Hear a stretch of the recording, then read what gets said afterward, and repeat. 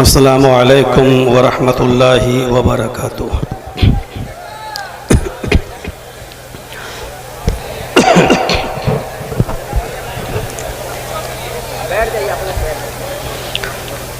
अल्हम्दुलिल्लाह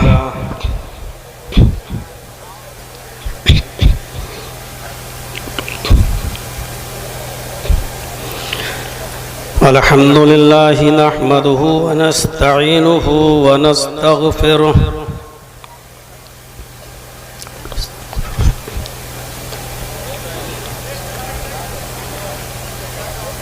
व नऊज़ु बिल्लाहि मिन शुरूरि अनफुसिना व मिन सय्यिआति अअमालिना।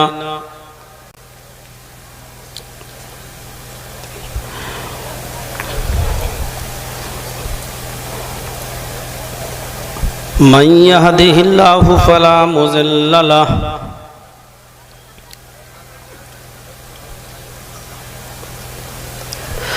व मन युज़लिल्हु फला हादिय लहु।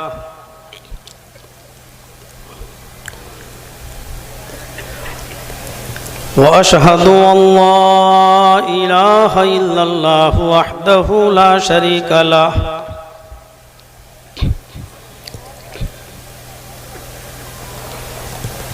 व अशहदु अन्न मुहम्मदन अब्दुहु व रसूलुहु।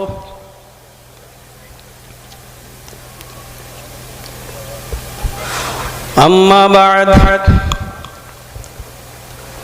फ़इन्न खैरल हदीस किताबुल्लाह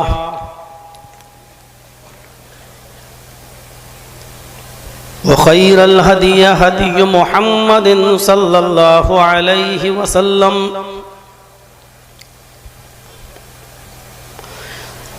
व शर्रुल उमूरि मुहदसातुहा व कुल्लु मुहदसतिन बिदअह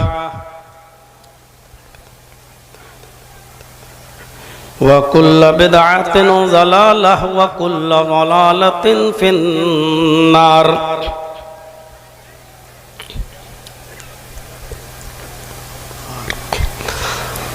अऊज़ु बिल्लाहि मिनश शैतानिर रजीम। बिस्मिल्लाहिर रहमानिर रहीम। वअब्दुल्लाह वला तुशरिकू बिही शैआ व बिल वालिदैनि इहसाना व बिज़िल क़ुरबा वल यतामा वल मसाकीन वल जारि ज़िल क़ुरबा वल जारिल जुनुब वस्साहिबि बिल जंबि वब्निस सबील वमा मलकत अयमानुकुम इन्नल्लाह ला युहिब्बु मन कान मुख्तालन फ़ख़ूरा।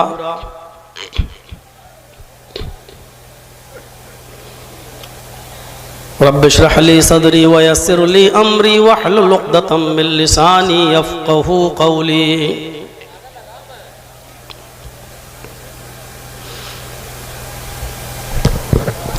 इस अज़ीमुश्शान इजलास के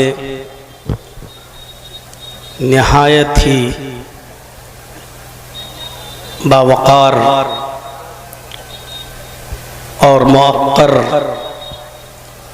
सदर फ़ज़ीलतुश शेख जनाब मज़हरुल हक़ अल मदनी हफ़िज़हुल्लाह, नाज़िम इजलास फ़ज़ीलतुश शेख जनाब फ़ारूक अब्दुल्ला, नाज़िम ज़िले जमियत अहले हदीस आज़मगढ़,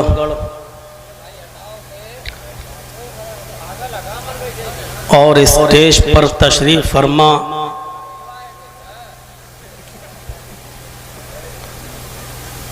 बड़े बावक़ार और मुअक्कर उलमाए किराम, क़ुर्ब जवार अतराफ़ व अकनाफ़ से तशरीफ़ लाए हुए मुअज़्ज़ज़ सामईन हज़रात, पर्दा नशीन इस्लामी ख़वातीन, प्यारी माँ और बहनों, कौमों मिल्लत के लायकवर नौजवानों, मुस्तक़बिल के होनहार अज़ीज़ बच्चों, मुझे सही से इस बात का इल्म नहीं है कि अमीलों में इससे पहले मैं कब आया था। फ़ारूक अब्दुल्ला साहब ने मुझे बताया कि 2018 में आपकी यहाँ आमद हुई थी। तकरीबन 6 साल के अरसे के बाद आपके रूबरू अब पेश होने का मौका मुझे मिला है। कुछ दिनों के लिए मैं मुंबई में था। 17 से लेकर 22 तक अंधेरी और सोनापुर भांडुप वगैरह में मेरे प्रोग्राम लगे हुए थे। 22 ही को घर पहुंचा और आज 25 तारीख को आपके रूबरू हूँ। प्रोग्राम के अख्तिताम के बाद फ़ौरन मुझे रुखसत होना है, लखनऊ पहुंचना है, थोड़ी देर रहना है और फिर वहाँ से कस्बा जरवल ज़िला बहराइच के लिए निकलना है। कल वहाँ प्रोग्राम है और परसों का प्रोग्राम मेरा बरेली में था, लेकिन आज ही ये पता चला कि वहाँ कुछ दरगाह के लोगों ने मिलकर पुलिस प्रशासन में शिकायतें करके उस जलसे को उन्होंने कैंसिल करवा दिया है। आज के इस मौजूदा दौर में जहां हमारी हर तरीके से इंसल्ट की जा रही हो और चप्पे चप्पे पर मुसलमानों को रुस्वा और जलील किया जा रहा हो, आज के इस दौर में ज़रूरत इस बात की थी कि हम सब एक प्लेटफार्म पर आएं और मिलकर तमाम बातिल फ़िरका परस्त और सैहूनी और सल्जूकी ताकतों का मुकाबला करें। लेकिन अभी भी दुम टेढ़ी ही है, सीधी करने की कोशिश बहुत की गई लेकिन नतीजा ला हासिल है। अल्लाह रब्बुल आलमीन इस कौम को अक्ल सलीम अता फरमाए और हम सबको मिलजुल कर और इज्तिमाइयत के साथ रहने की तौफीक अता फरमाए। मैंने कुरान करीम की जो आयत आपके सामने तिलावत की है, जितनी देर मैं यहाँ रहूँगा कोशिश करूँगा कि आपके सामने उस आयत से मुताल्लिक चंद चीज़ें आपके सामने रख सकूँ, इस उम्मीद के साथ कि आप गौर से सुनेंगे और इस दुआ के साथ कि अल्लाह तबारक व तआला कहने वालों को भी और सुनने वालों को भी अमल की पूरी पूरी तौफीक अता फरमाए। मैंने जो आयत करीमा आपके सामने तिलावत किया है खुतबे मसनूना के बाद, वो हुकूकुल इबाद पर मुश्तमिल है। इस्लामी अहकाम की 2 किस्में हैं। एक का ताल्लुक हुकूकुल्लाह से है और एक का ताल्लुक हुकूकुल इबाद से है। हुकूकुल्लाह की अपनी एक हैसियत है, हुकूकुल इबाद की अपनी एक हैसियत है। और फिर एक बात को गिरह बांध लीजिएगा कि हुकूकुल्लाह में अगर कुछ कमी हो जाए, कोई कोताही हो जाए, कोई सुस्ती हो जाए, कोई गफलत हो जाए, तो अल्लाह तबारक व तआला को इख्तियार है, चाहे तो अपने बंदे को उस पर सजा दे या चाहे तो अपने बंदे को उस पर माफ कर दे, नजरअंदाज कर दे। हुकूकुल्लाह का ताल्लुक अल्लाह की ज़ात से है। अगर उसमें कुछ कमी और बेशी होती है तो अल्लाह को इख्तियार है, वो चाहे तो अपने बंदे को उस पर अजाब दे या चाहे तो वो उसको माफ कर दे। लेकिन हुकूकुल इबाद का ताल्लुक बंदों से, और ये बड़ा अजीब मामला है। खुद नबी अकरम सल्लल्लाहु अलैहि वसल्लम ने इसकी वजाहत फरमा दी है कि अगर आपका हुकूकुल इबाद में कुछ लग़्ज़िश होती है, कमी होती है, आपकी कोताही होती है, आपसे कमी होती है आपसे, तो अल्लाह तबारक व तआला भी उस वक्त तक आपको माफ नहीं करेगा जब तक कि जिसके ताल्लुक से आपने कमी की है, कोताही की है, जब तक वो बंदा आपको माफ न कर दे, अल्लाह तबारक व तआला भी माफ नहीं करेगा। आज मैं हुकूकुल इबाद के ताल्लुक से कुछ बातें आपके सामने रखना चाहता हूं। चाहे कितने बड़े तहज्जुद गुजार बने रहिए, फजर की नमाज आपकी जमात के साथ भले ही न छूटती हो, तकबीर तहरीमा ही आपकी क्यों न आपको बराबर मिलती हो और उसमें पहली सफ में आप शामिल रहते हो, कभी फौत ना होती हो, लेकिन याद रखिएगा अगर हुकूकुल इबाद में हमारी कमी हो रही है और हम हुकूकुल इबाद के मामले में सुस्त हैं, तो हमारी इबादतों का कोई फायदा नहीं है। अभी वाकयात और दलाइल आपके सामने बाद में आएंगे।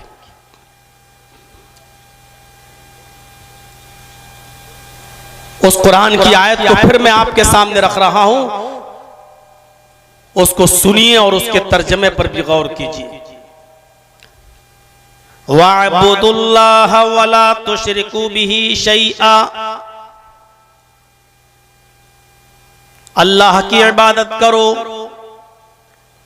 और उसके साथ किसी को भी जर्रा बराबर शरीक मत करो। ये हो गया हुकूकुल्लाह। इबादत का हक सिर्फ अल्लाह के लिए है। बंदा अल्लाह के अलावा किसी की इबादत कर ही नहीं सकता, ना उसके लिए जायज है और ना ही उसके लिए इस बात की इजाजत है कि वो अल्लाह के सामने किसी गैर के सामने अपना माथा टेके और किसी गैर से फरियाद करे। टोटल कुल्ली जानी माली हर किस्म की जैसी भी इबादत है वो सिर्फ अल्लाह तबारक व तआला के लिए होनी चाहिए। क्लियर कर दिया। वअबुदुल्लाह, इबादत हर हाल में अल्लाह ही की होनी चाहिए। वला तुशरिकू बिही शैआ, और उसके साथ किसी को जर्रा बराबर भी शैअन कुछ भी शरीक नहीं करना है। इसके बाद आई वबिल वालिदैन एहसाना, वालिदैन के साथ एहसान करो, हुस्न सुलूक। यहां अल्लाह तबारक व तआला ने यह नहीं कहा कि अपने माँ बाप को खाना खिलाओ, यह नहीं कहा कि अपने माँ बाप को पानी पिलाओ, किसी खास एक नेकी का हुक्म नहीं दिया, बल्कि लफ्ज एहसान इस्तेमाल किया है। वबिल वालिदैन एहसाना, अपने वालिदैन के साथ एहसान करो, और एहसान हर नेकी को शामिल है। आपके बाप चलने फिरने से आजिज हैं, उड़ नहीं पा रहे हैं, चल नहीं पा रहे हैं, ख्वाहिश जाहिर करते हैं कि बेटा मुझे जरा घर के बाहर ठंडी हवा में बिठा दो, मैं थोड़ा सा घर के बाहर बैठना चाहता हूं, मैं थोड़ा सा घर के बाहर खुली फजा में बैठना चाहता हूं। अब बेटे की जिम्मेदारी ये होती है कि वो अपने बाप को उठाए, उसको गोद ले, अपनी पीठ पर लाते और उनकी ख्वाहिश को पूरा करके बाहर कुर्सी लगाकर उनको बिठा दे। बाप बीमार हैं, अच्छा से अच्छा और बेहतर से बेहतर उनका इलाज कराए, भूखे हैं तो उनको खाना खिलाए।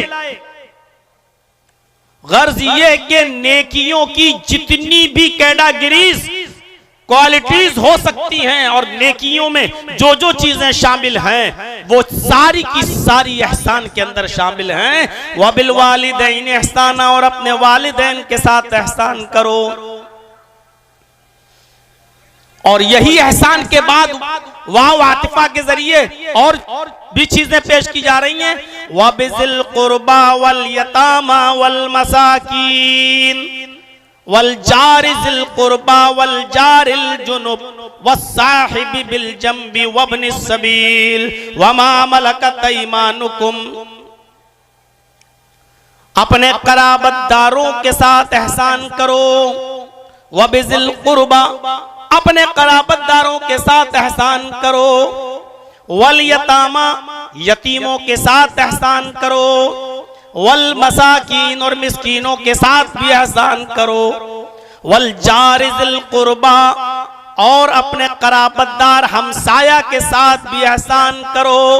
वल जारिल जुनुब, अजनबी हमसाया के साथ भी एहसान करो। वस्साहिबि बिल जंबी, अपनी पहलू के साथी के साथ भी एहसान करो। वब्निस सबील, मुसाफिर के साथ भी अच्छा सलूक करो। हुस्ने सलूक उसके साथ भी होना चाहिए। वमा मलकत ऐमानुकुम, और जिनके तुम मालिक हो यानी अपने गुलामों और मातहतों के साथ भी तुम एहसान करो। वल जारिज़िल कुर्बा, हमसाया कराबतदार।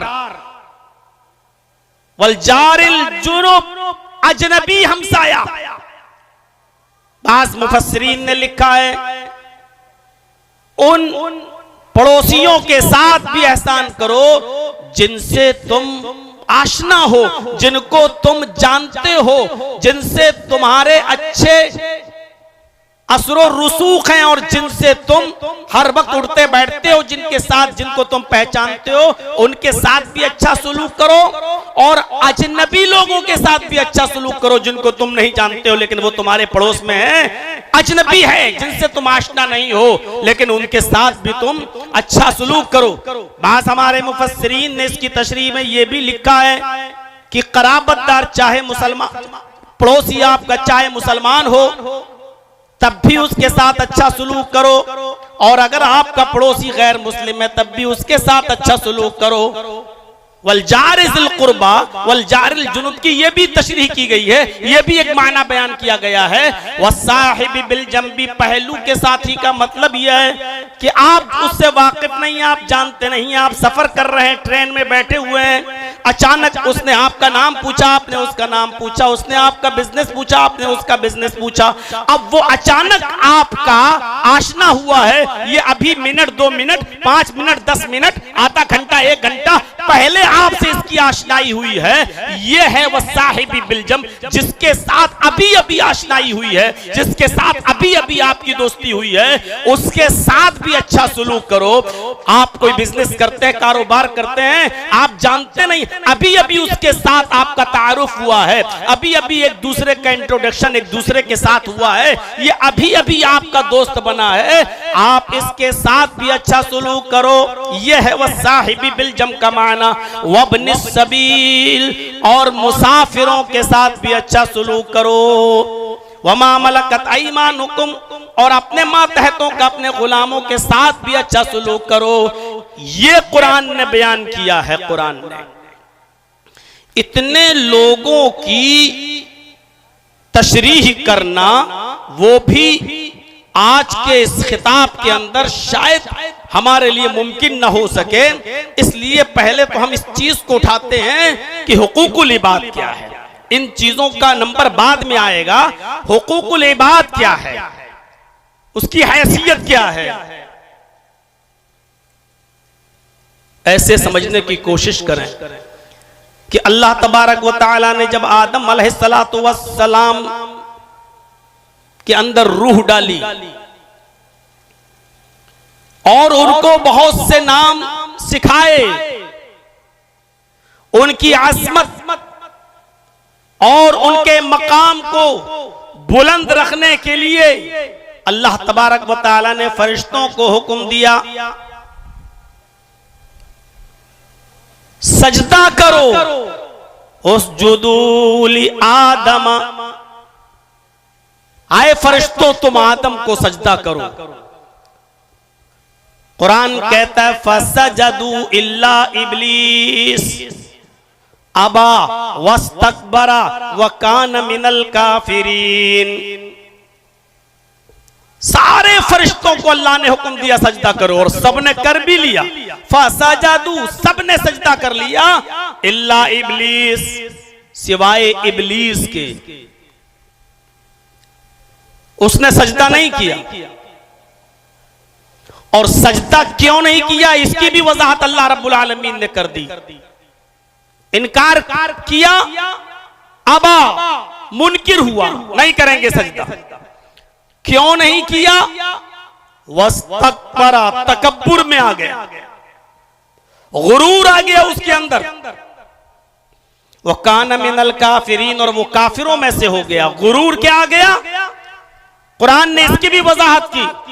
और गुरूर क्या था उसके अंदर? आय अल्लाह, मैं आदम को सजदा करूंगा, मैं इनको, जिसको तूने मिट्टी से पैदा किया, मैं उसके सामने सजदा करूंगा।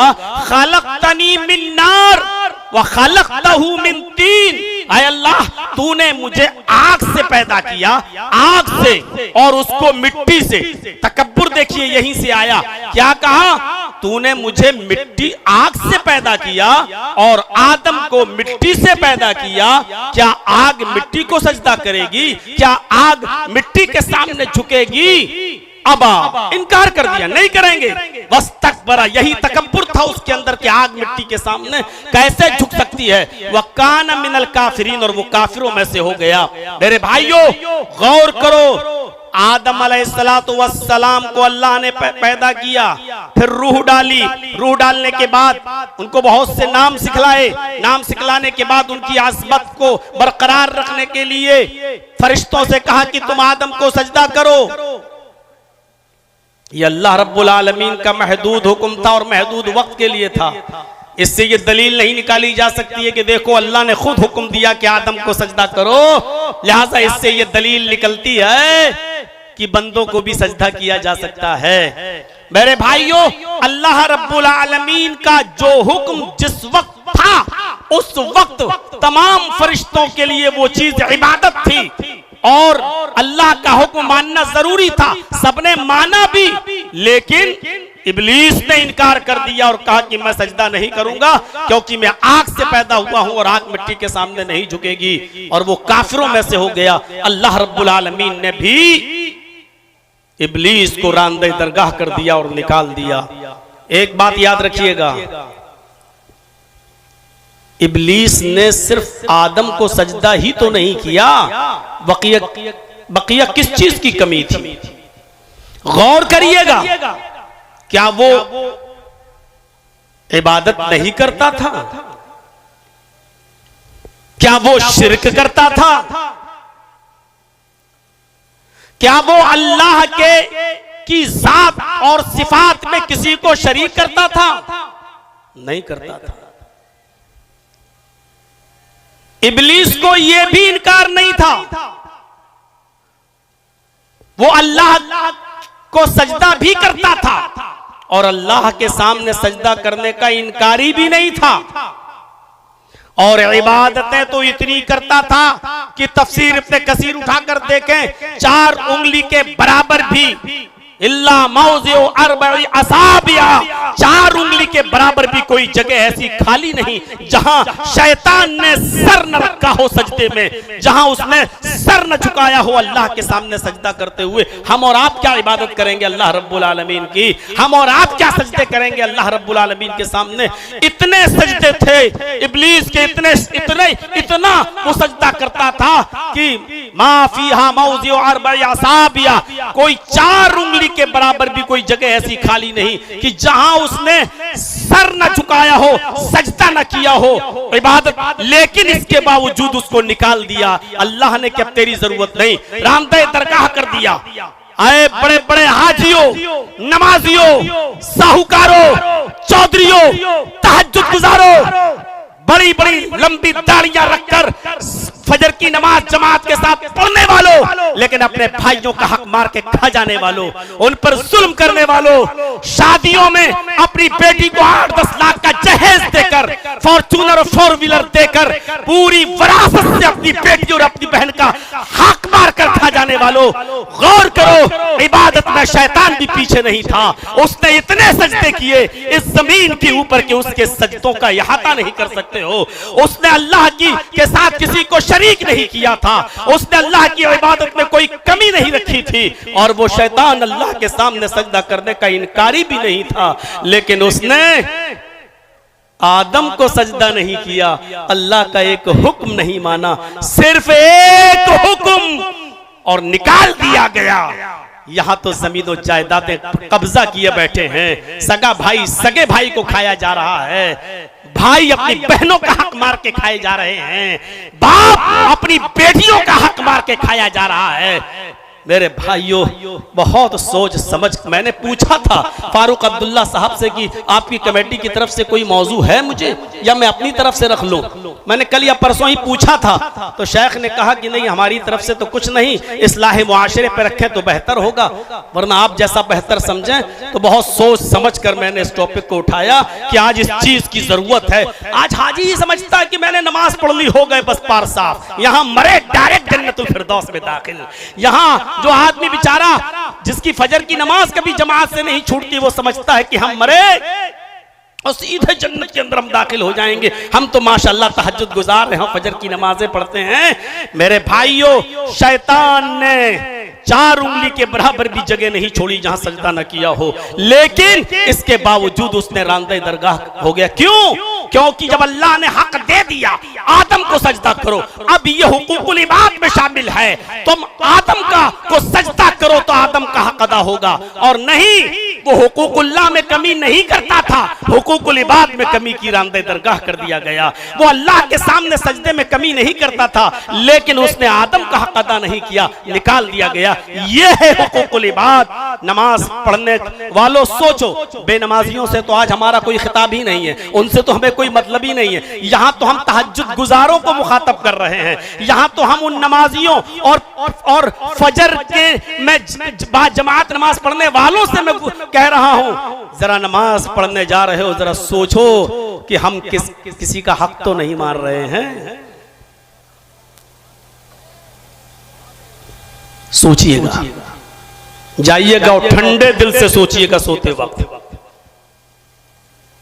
नमाज भी पढ़ते हैं तो मूंछों पे हाथ फेरते हुए, दाढ़ी सहलाते हुए, ऐसे लगता है जैसे अल्लाह पर बहुत बड़ा एहसान करते हुए आ रहे हैं। मेरे भाइयों, वाअबुदुल्लाह वला तुशरिकू बिही शैआ, अल्लाह इबादत अल्लाह ही की, उसके के साथ किसी को शरीक नहीं। और उसके बाद हुकूकुल इबाद का तस्करा, हुकूकुल इबाद में जो रिश्ते आए हैं वो बाद में उसका तस्करा। पहले ये बता दूं कि बंदा, देखिए, हजरत आदम को सजदा नहीं किया, रांदे दरगाह हो गया।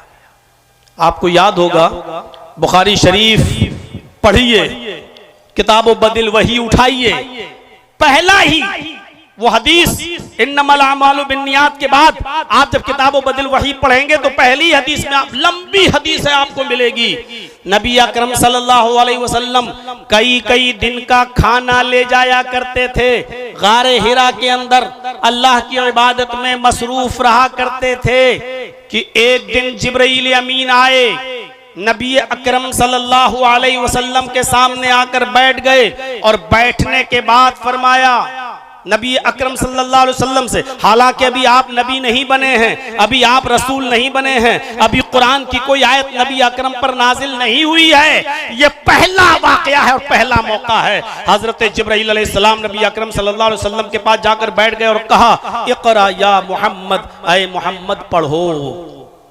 क्या कहा? इक़रा या मोहम्मद, आए मोहम्मद पढ़ो सल्लल्लाहु अलैहि वसल्लम। मोहम्मद रसूलुल्लाह सल्लल्लाहु अलैहि वसल्लम ने जो जवाब दिया वो वही जवाब था ही, और फितरी तौर पर जिस इंसान ने कभी कोई किताब न पढ़ी हो, जिसको कोई पढ़ाया ना गया हो, उसका वही जवाब होगा, और वही जवाब अल्लाह के नबी ने दिया, मा अना बिकारी, मैं पढ़ा हुआ नहीं हूं। पहले तो डर गए, ये आया कौन है? आज तक कोई नहीं आया गारे हिरा में, ये कौन है? और आते ही मुझसे कह रहा कि पढ़ो, मा अना बिकारी, मैं पढ़ा हुआ नहीं हूं।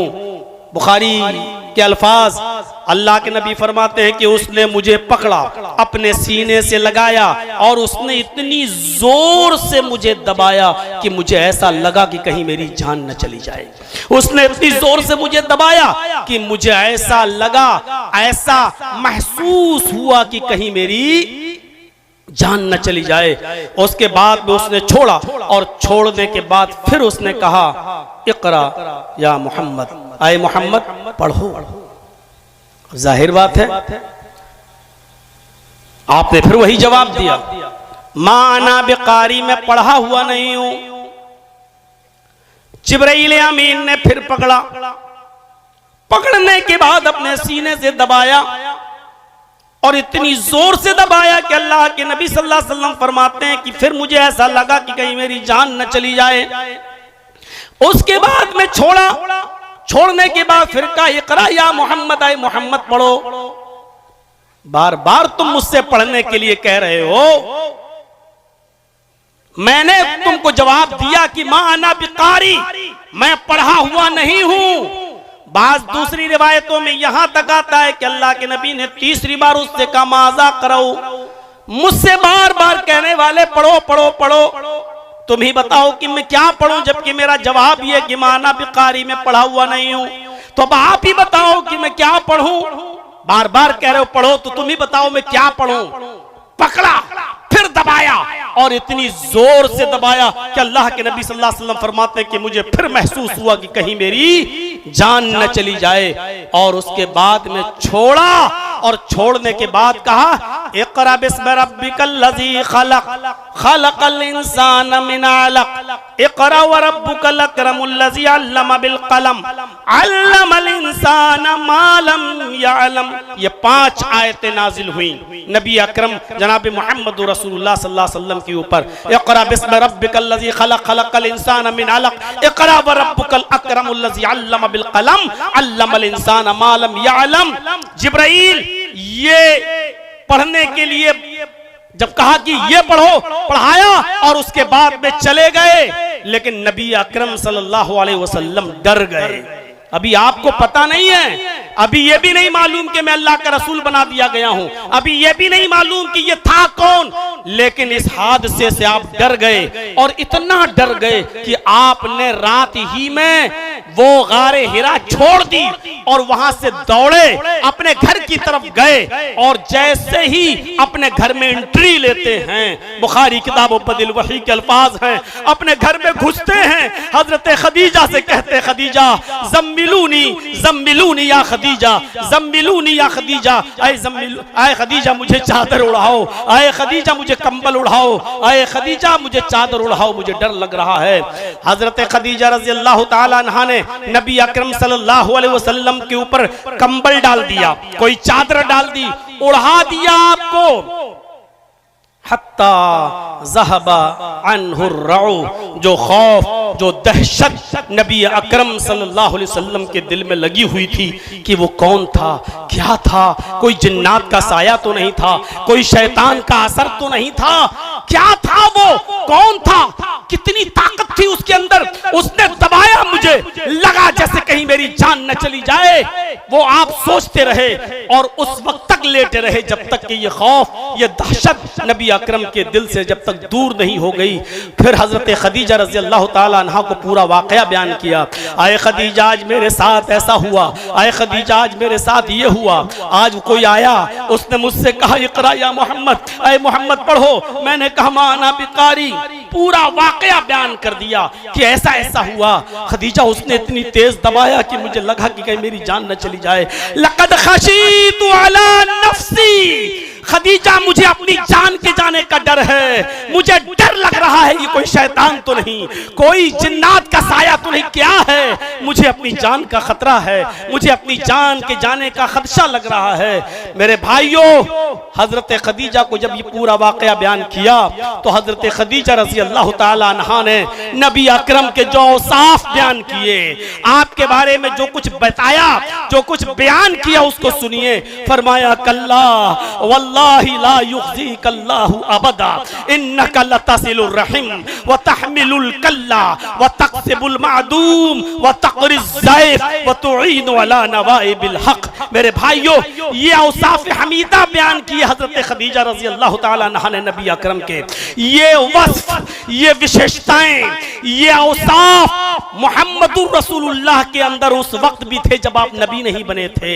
मेरे भाइयों, फिर नबी बन जाने के बाद, रसूल बन जाने के बाद आपने इन रिश्तेदारियों और इन हुकूक को कितना अदा किया होगा। जब रिसालत से पहले, नबूवत से पहले जब नबी अकरम का ये हाल था, गौर करो, हजरत खदीजा ने कहा नहीं, ऐसा कैसे हो सकता है? आपको अपनी जान का खतरा क्यों है? आप क्यों डर रहे हैं? आपके ऊपर कोई जिन्नात, कोई शैतान कैसे हमला कर सकता है? नहीं, ला युखज़ीकल्लाहु अबदा, अल्लाह आपको कभी रुस्वा नहीं करेगा, अल्लाह आपको कभी ज़ाय नहीं करेगा। क्यों नहीं करेगा? उसका रीजन बताया है, उसकी वजह बताई है। इन्नका लतसिलुर रहीम, आप तो रिश्तेदारियों को जोड़ते हैं, आप तो कराबतदारों का ख्याल रखते हैं, आप तो रिश्तेदारियों को मिलाते हैं। रिश्तेदारियों को काटने वालों सुनो, ये पहला वस्फ हज़रत खदीजा ने बयान किया, और ये नबी अकरम के अंदर पहला वस्फ उस वक्त भी मौजूद था जब आप नबी नहीं बने थे, जब आप रसूल नहीं हुए थे। गौर कीजिए, जिस नबी की तालीम, जिस नबी का मामूल ये रहा हो, आदत, नबी बनने से पहले रिश्तेदारियों को जोड़ने की रही हो, नबी बनने के बाद उसने रिश्तेदारियों के मकाम और मर्तबे को कितना बुलंद किया होगा और कितना ऊंचा किया होगा। इन्नका लतसिलुर रहीम, आप तो रिश्तेदारियों को जोड़ते हैं। व तहमिलुल कल्ला, आप तो बेकसों का बोझ उठाते हैं। जो बोझ से दबा जा रहा है, आप उसका बोझ अपने सर पर लाद लेते हैं और उसको उसके घर तक पहुंचा देते हैं। आज के जमाने में कोई करके देख ले, इंसल्ट हो जाएगी, उसकी इज्जत का जनाजा निकल जाएगा। चेयरमैन है साहब इलाके का, मैं उसका आधा बोझ अपने सर पे लाद के उसके घर तक पहुंचाऊंगा, इज्जत का जनाजा निकल जाएगा। अरे ऐसा कैसे हो सकता है कि मैं उसका बोझ अपने सर पे ला दूं? तहमिलुल कल्लाब, तो बेकसों का बोझ उठाते हैं।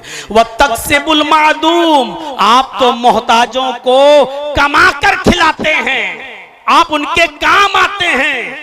जो कमाई आपने कमाई है, बकरियां चरा चरा कर, जंगलों में जा जाकर, कपड़ा बेच बेच कर, आपने बिजनेस करके, फेरी करके, तिजारत करके जो आप कमाते हैं, आप मोहताजों पर वो खर्च कर देते हैं। आप तो मोहताजों को खाना खिलाते हैं, आप तो उनको कमा कर देते हैं। व तक़रिज़ ज़ैफ़, आपके अंदर चौथी खूबी है कि आपके घर से कोई मेहमान भूखा नहीं जाता है, आप तो मेहमान नवाजी करते हैं। आप खुद भूखे रह जाते हैं लेकिन मेहमान की मेहमान नवाजी में कमी नहीं आने देते। व तुईनु अला नवाइबिल हक़, मुश्किल हालात में भी आप अम्रे हक़ का साथ देते हैं, सच्ची बात का साथ देते हैं। राहे गुमगश्ता को आप रास्ता दिखाते हैं, उसको उसकी मंजिल तक पहुंचाते हैं। मेरे प्यारे साथियों, गौर करो, हजरत खदीजा ने ये नहीं कहा कि आप तो अल्लाह की बहुत इबादत करते हैं, कई कई दिन का खाना ले जाते हैं और आप तो अल्लाह की इबादत में लगे रहते हैं, आप तो सिर्फ उसी के सामने सजदा करते हैं। ये खूबी बयान नहीं की। हजरत खदीजा ने कहा आपको अल्लाह ज़ाय कर ही नहीं सकता, आपको अल्लाह रुसवा कर ही नहीं सकता, आपको अल्लाह बर्बाद कर ही नहीं सकता। और उसकी वजह यह है कि आप अल्लाह के बंदों के साथ आप हुकूकुल इबाद का लिहाज रखते हैं, ख्याल करते हैं, आप अल्लाह के बंदों के साथ अच्छा सुलूक रखते हैं, रिश्तेदारी को जोड़ते हैं, बेकसों का बोझ उठाते हैं, मोहताजों को खाना खिलाते हैं, मेहमान नवाजी करते हैं और मुश्किल हालात में अमरे हक का साथ देते हैं। ये खूबियां आपके अंदर हैं, तो फिर आपको अल्लाह बर्बाद कैसे कर सकता है, आपको अल्लाह ज़ाहिर कैसे कर सकता है? मेरे प्यारे साथियों, अंदाजा लगाइए, ये है हुकूकुल इबाद। नबी अकरम जनाब बुखारी की रिवायत ही है, हजरत मोहम्मद रसूलुल्लाह सल्लल्लाहु अलैहि वसल्लम ने एक मरतबा मजलिस में तमाम सहाबा से जब पूछा तो यही तो कहा था, मन अस्बह मिनकुमुल यौमा साइमन, आज कौन ऐसा शख्स है जिसने सुबह इस हाल में की कि वो रोजे से हो, नफली रोजे के बारे में, तो अबू बकर सिद्दीक ही उठे थे। फिर आपने कहा कि मन अस्बह मिनकुम, आज किसने सुबह इस हाल में की कि उसने किसी मिस्कीन को और मोहताज को खाना खिलाया हो। फिर आपने पूछा ऐसा कौन है जिसने आज किसी बीमार आदमी की आयादत की हो। मन अस्बह मिनकुम, तुम में से कौन है जिसने आज आदम मिनकुम मरीजन, जिसने आज किसी मरीज की आयादत की हो। फिर आपने पूछा तुम में से कौन है आज जिसने सुबह इस हाल में की हो कि वो किसी जनाजे में शिरकत किया हो और किसी मस्जिद के साथ साथ कब्रिस्तान तक उसके साथ गया हो। मेरे भाइयों, चारों बार में हजरत अबू बकर सिद्दीक ही उठे। हजरत अबू बकर सिद्दीक उठे, मैंने ही मिस्कीन को खाना खिलाया, मैं ही बीमार को आज देखने गया, मैं ही आज एक जनाजे में शिरकत भी की, उसकी नमाज जनाजा भी पढ़ाई और उसको कब्र में उतारा भी। ये सारी खूबियां मेरे अंदर आज मैंने इस हाल में सुबह की है। हाँ, इसके साथ साथ हुकूकुल्लाह भी अदा किया। वो अलग बात है कि रोजा फर्ज नहीं था, लेकिन इसके बावजूद मैंने नफली रोजा रखा। एक काम था सिर्फ नफली रोजा, बकिया तीनों चीजें जो बताई वो हुकूकुल लिबास से ताल्लुक रखती हैं। तो अल्लाह के नबी सल्लल्लाहु अलैहि वसल्लम ने क्या फरमाया, जिसने सुबह इस हाल में कि वो जन्नत में मेरे साथ होगा, वो जन्नत में दाखिल होगा। आए अबू बकर तुम जन्नत के अंदर दाखिल होगे। मेरे प्यारे साथियों, गौर करो, हुकूकुल इबाद की ये अहमियत है, हुकूकुल इबाद का ये मकाम और ये मर्तबा है। आज हम क्या हुकूकुल इबाद का ख्याल रख रहे हैं? जाइएगा, सोचिएगा हमारा पड़ोसी के साथ क्या मामला है। हुकूकुल इबाद में सिर्फ इतना ही नहीं आता है, गैर मुस्लिमों के साथ क्या सलूक है, मुसलमानों के साथ क्या सलूक है, मुस्लिम कैदियों के साथ क्या सलूक है, औरतों के साथ क्या सलूक है, बीवियों के साथ क्या सलूक है, बेवाओं के साथ क्या हमारा सलूक है, यतीमों के साथ क्या हमारा सलूक है, गैर मुस्लिमों के साथ क्या हमारा सलूक है। अरे शरीयत ने तो जानवरों तक के हुकूक बयान किए हैं। और पढ़िएगा जानवरों के चैप्टर को खोल के, अल्लाह के नबी सल्लल्लाहु अलैहि वसल्लम ने यहां तक मुतय्यन किया है कि अगर कोई जानवर तुम पाले हुए हो और खेत जोतने का काम लेते हो, उससे खेती बाड़ी का, तो उसके ऊपर कितना बोझ लाद सकते हो और कितनी देर उससे काम करा सकते हो और कितनी दूर बैठकर उस पर सफर कर सकते हो और उसके ऊपर कितना बोझ लाद सकते हो। ये सारी चीजें शरीयत में मौजूद हैं और शरीयत इससे भरी पड़ी हुई है। जो शरीयत जानवरों तक के हुकूक में कमी ना होने देती हो और हमें हुक्म देती हो कि जानवरों के साथ भी अच्छा सलूक हो, वो हुकूकुल इबाद के मामले में कितनी मेरे भाइयों चौकस होगी और हमारे ऊपर कितना बार डाल रही होगी कि तुम हुकूकुल इबाद का ख्याल रखो। वो हदीस तो आपने सुनी होगी, हदीस कुदसी है मुस्लिम शरीफ की। 20 मरतबा आपने अपने इलाके के उलमा से सुना होगा, 20 मरतबा आपने अपने इलाके के उलमा से सुना होगा। हदीस कुदसी है वो। हदीस कुदसी कहते ही उसी को है जिसमें अल्लाह के नबी सल्लल्लाहु अलैहि वसल्लम ये कहें कि अल्लाह फरमाता है, नबी अकरम सल्लल्लाहु अलैहि वसल्लम कहें कि अल्लाह ने फरमाया। वो हदीस कुदसी कहलाती है। क़यामत के दिन अल्लाह रब्बुल आलमीन एक शख्स को बुलाएगा, सीधे उससे यही सवाल करेगा। मुस्लिम शरीफ की हदीस, आए मेरे बंदे,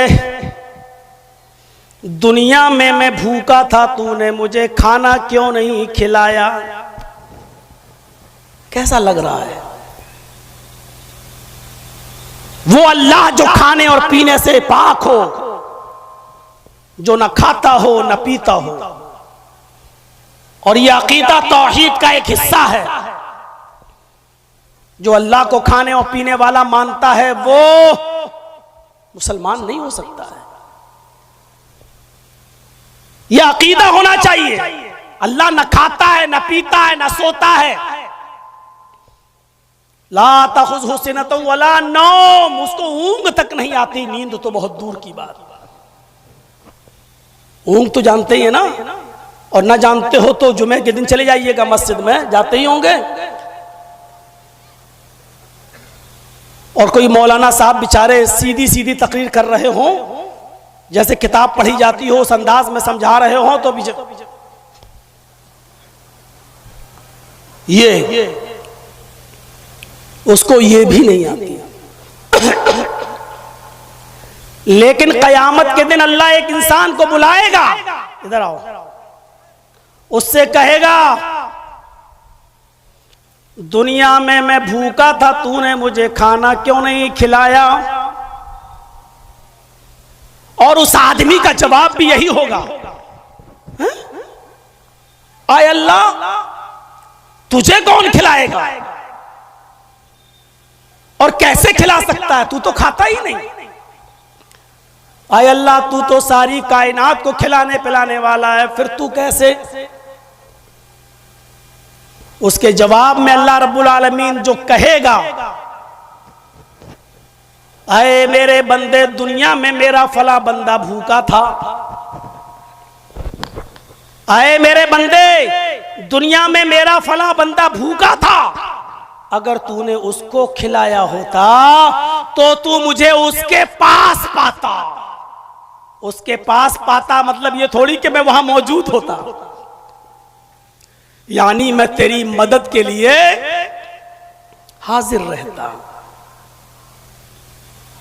अल्लाह रब्बुल आलमीन के लिए जरूरी नहीं है कि वो आसमान से उतरकर दुनिया पर आए और लोग कहें कि नहीं वो यहां है, वो इस बोतल में भी है, वो इस कैमरे में भी है, वो इस मजलिस में भी है।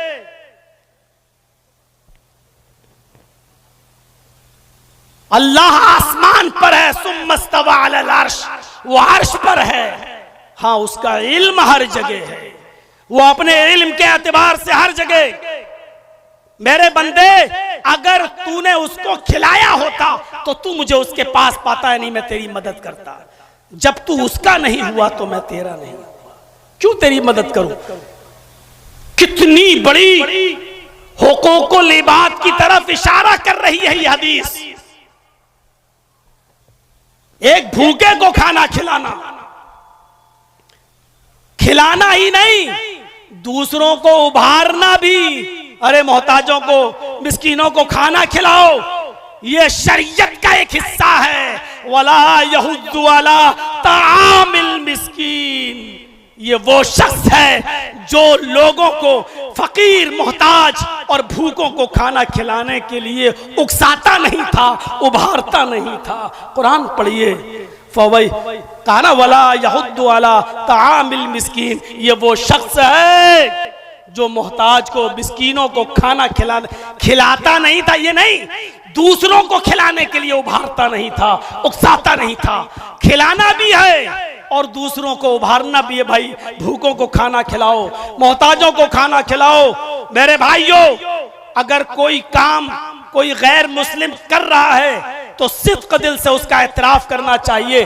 सिखों के गुरुद्वारे में चले जाओ, हर संडे को कितना बड़ा वो बेचारे, कितना बड़ा वो लगाते हैं, भोज का इंतजाम करते हैं, खाने पीने का इंतजाम करते हैं, लंगर लगाते हैं। कोई भी आ जाए उनके दस्तरखान पर बैठकर वो हर संडे को खाना भी खिलाते हैं। चले जाइए चांदनी चौक पर, और चले जाइए आप मेरे भाइयों नांदेड़, जिसका पूरा नाम है हुजूर साहब का नांदेड़, आप वहां चले जाइए जहां लाइन लगी रहती है रिक्शे वालों की और लाइन लगी रहती है गरीबों की, और वहां तो बड़े बड़े अमीर भी चले जाते हैं और खा के आते हैं। अगर खाना गरीब और मिस्कीनों के लिए कोई खिला रहा है, लंगर का इंतजाम कर रहा है, अगर किसी के अंदर ये अच्छी सिफत है तो खुलकर उसका एतराफ भी करना चाहिए। जो काम मुसलमानों के लिए थे कि वो मिस्कीनों को खाना खिलाएं, मोहताजों को खाना खिलाएं, फकीरों को खाना खिलाएं, आज ये सिफत उनके अंदर से निकल गई। एक मौके पर खाना, बस शादी होगी तो डटकर, बारातियों को भी खिलाएंगे। अरे नाक कट जाएगी, इनको पहले खिलाओ, नहीं तो जिंदगी भर मेरी बेटी को ताने सुनना पड़ेंगे। या फिर वलीमे के मौके पर, लेकिन मिस्कीनों को और फकीरों को नहीं। अल्लाह एक दूसरे शख्स को बुलाएगा और उससे भी कहेगा, आए मेरे बंदे, दुनिया में मैं प्यासा था, तूने मुझे पानी क्यों नहीं पिलाया। कैसा लग रहा है? अल्लाह कहेगा कि मेरे बंदे में प्यासा था, तूने मुझे पानी क्यों नहीं पिलाया। हालांकि वो पीता भी नहीं है। बंदा कहेगा, अल्लाह तुझे कैसे पिला सकते हैं, तू तो इन चीजों से पाक है। आए अल्लाह, तू सारी कायनात को पिलाने वाला था, तू तो खुद पीता नहीं है, फिर मैं तुझे पानी कैसे पिलाऊं। अल्लाह कहेगा, मेरे बंदे, दुनिया में तेरी चौखट पर मेरा बंदा गया था, प्यास की वजह से तड़प रहा था, तूने उसको पानी पिलाया होता, तूने उसको पानी पिलाया होता तो मुझे तू अपने पास पाता, यानी मैं तेरी मदद करता, मैं तेरे काम आता। तूने मेरे बंदे को पानी नहीं पिलाया, मैंने भी तेरी मदद नहीं की, क्या तेरी मदद करूं। तीसरे हिस्से पर नजर रखिए, कोई चीज छोड़ी ही नहीं है। इंसान को इन चीजों की बुनियादी तौर पर जरूरत है, खाने की, पीने की। हम लोग भी बोलते हैं कपड़ा, लत्ता, मकान। तीसरा सवाल तीसरे शख्स से, आए मेरे बंदे, दुनिया में मैं नंगा था, तूने मुझे कपड़ा क्यों नहीं पहनाया।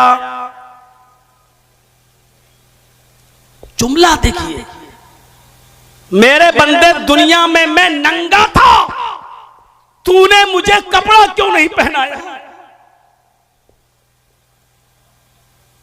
अल्लाह, तू तो सारी कायनात को पहनाता है, तू तो इन चीजों से पाको साफ है, तुझे कैसे पहनाए कोई। तू तो सबको पहनाने वाला है। तशबीह होती है, दी जाती है। एक दूसरी हदीस कुदसी में खुद अल्लाह के रसूल ने फरमाया कि अल्लाह फरमाता है, अल इज़्ज़ु इज़ारी वल किब्रियाउ रिदाई फमन नाज़ानी फी कुल्लि वाहिदिन मिनहुमा फ़क़द अज़्ज़बतुहु अज़ाबन शदीदा। यह भी मुस्लिम शरीफ की हदीस है। यहां अल्लाह ताला ने खुद दो कपड़ों का लफ्ज इस्तेमाल किया। मेरे बंदों, मैं भी दो कपड़े पहनता हूं। अल इज़्ज़ु इज़ारी, इज्जत मेरी लुंगी है, वल किब्रियाउ रिदाई, तकब्बुर मेरी चादर है। तुम जिस तरह कपड़े पहनते हो, मैं भी कपड़े पहनता हूं, लेकिन तशबीह क्या दी, अल इज़्ज़ु इज़ारी, इज्जत मेरी लुंगी है। कोई आदमी अपने आप को दुनिया में अजीज बनने की कोशिश ना करे, मैं सबसे बड़ा इज्जत वाला। कोई आदमी दुनिया में अपने आप को मुतकब्बिर न बनाए, मैं कुछ हूं, मैं ये हूं, मैं वो हूं। कभी कभी फोन पे, तुम अभी मालूम है तुम किससे बात कर रहे हो, जानते हो मैं कौन बोल रहा हूं। यही है वो तकब्बुर। अल्लाह कहता है ये दोनों चीजें मेरे लिए हैं, अल इज़्ज़ु इज़ारी वल किब्रियाउ रिदाई, इज्जत मेरी लुंगी है, वल किब्रियाउ रिदाई, और तकब्बुर मेरी चादर। इन दोनों कपड़ों को मैं भी पहने हुए हूं। फमन नाज़ानी फी कुल्लि वाहिदिन मिनहुमा, ये दोनों चीजें मेरे लिए हैं। अगर इन दोनों चीजों में से कोई एक चीज भी अगर मेरे किसी बंदे ने मुझसे छीनने की कोशिश की, फमन नाज़ानी फी कुल्लि वाहिदिन मिनहुमा, इन दोनों में से कोई एक चीज भी मुझसे छीनने की कोशिश की, फ़क़द अज़्ज़बतुहु, बस इतना नहीं कहा कि मैं उसको अजाब दूंगा, फ़क़द अज़्ज़बतुहु अज़ाबन शदीदा, मैं उसको दर्दनाक सख्त अज़ाब दूंगा। बुखारी की रिवायत है, ला यदखुलुल जन्नह मन कान फी क़ल्बिही मिस्क़ालु ज़र्रतिन मिन किब्र, जिसके दिल में राई के दाने के बराबर, सरसों के दाने के बराबर भी तकब्बुर होगा, वो जन्नत के अंदर दाखिल नहीं होगा। राई का दाना यार, कहां पहुंचा दिया अल्लाह ने। सरसों के दाने के बराबर भी अगर किसी के दिल में तकब्बुर होगा, मैं कुछ हूं, मैं कुछ हूं, ला यदखुलुल जन्ना, वो जन्नत में दाखिल नहीं होगा। गौर कीजिए आप। और हजरत उमर फारूक ने जब किसी गुलाम को अपने थप्पड़ मार दिया था, तो बाद में उसने कहा था, अमीरुल मोमिनीन, थप्पड़ मारने का बुरा नहीं मानता मैं, लेकिन बस मैं जा रहा हूं, आप तन्हाई में थोड़ी देर के लिए इतना सोच लेना, क्या आपने मुझे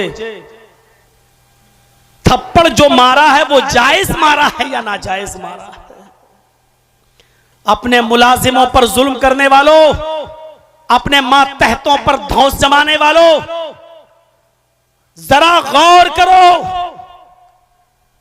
हजरत उमर फारूक ने कहा, मैं इस्तंजा कर रहा था, पेशाब कर रहा था, और तू अमीरुल मोमिनीन चिल्ला रहा था।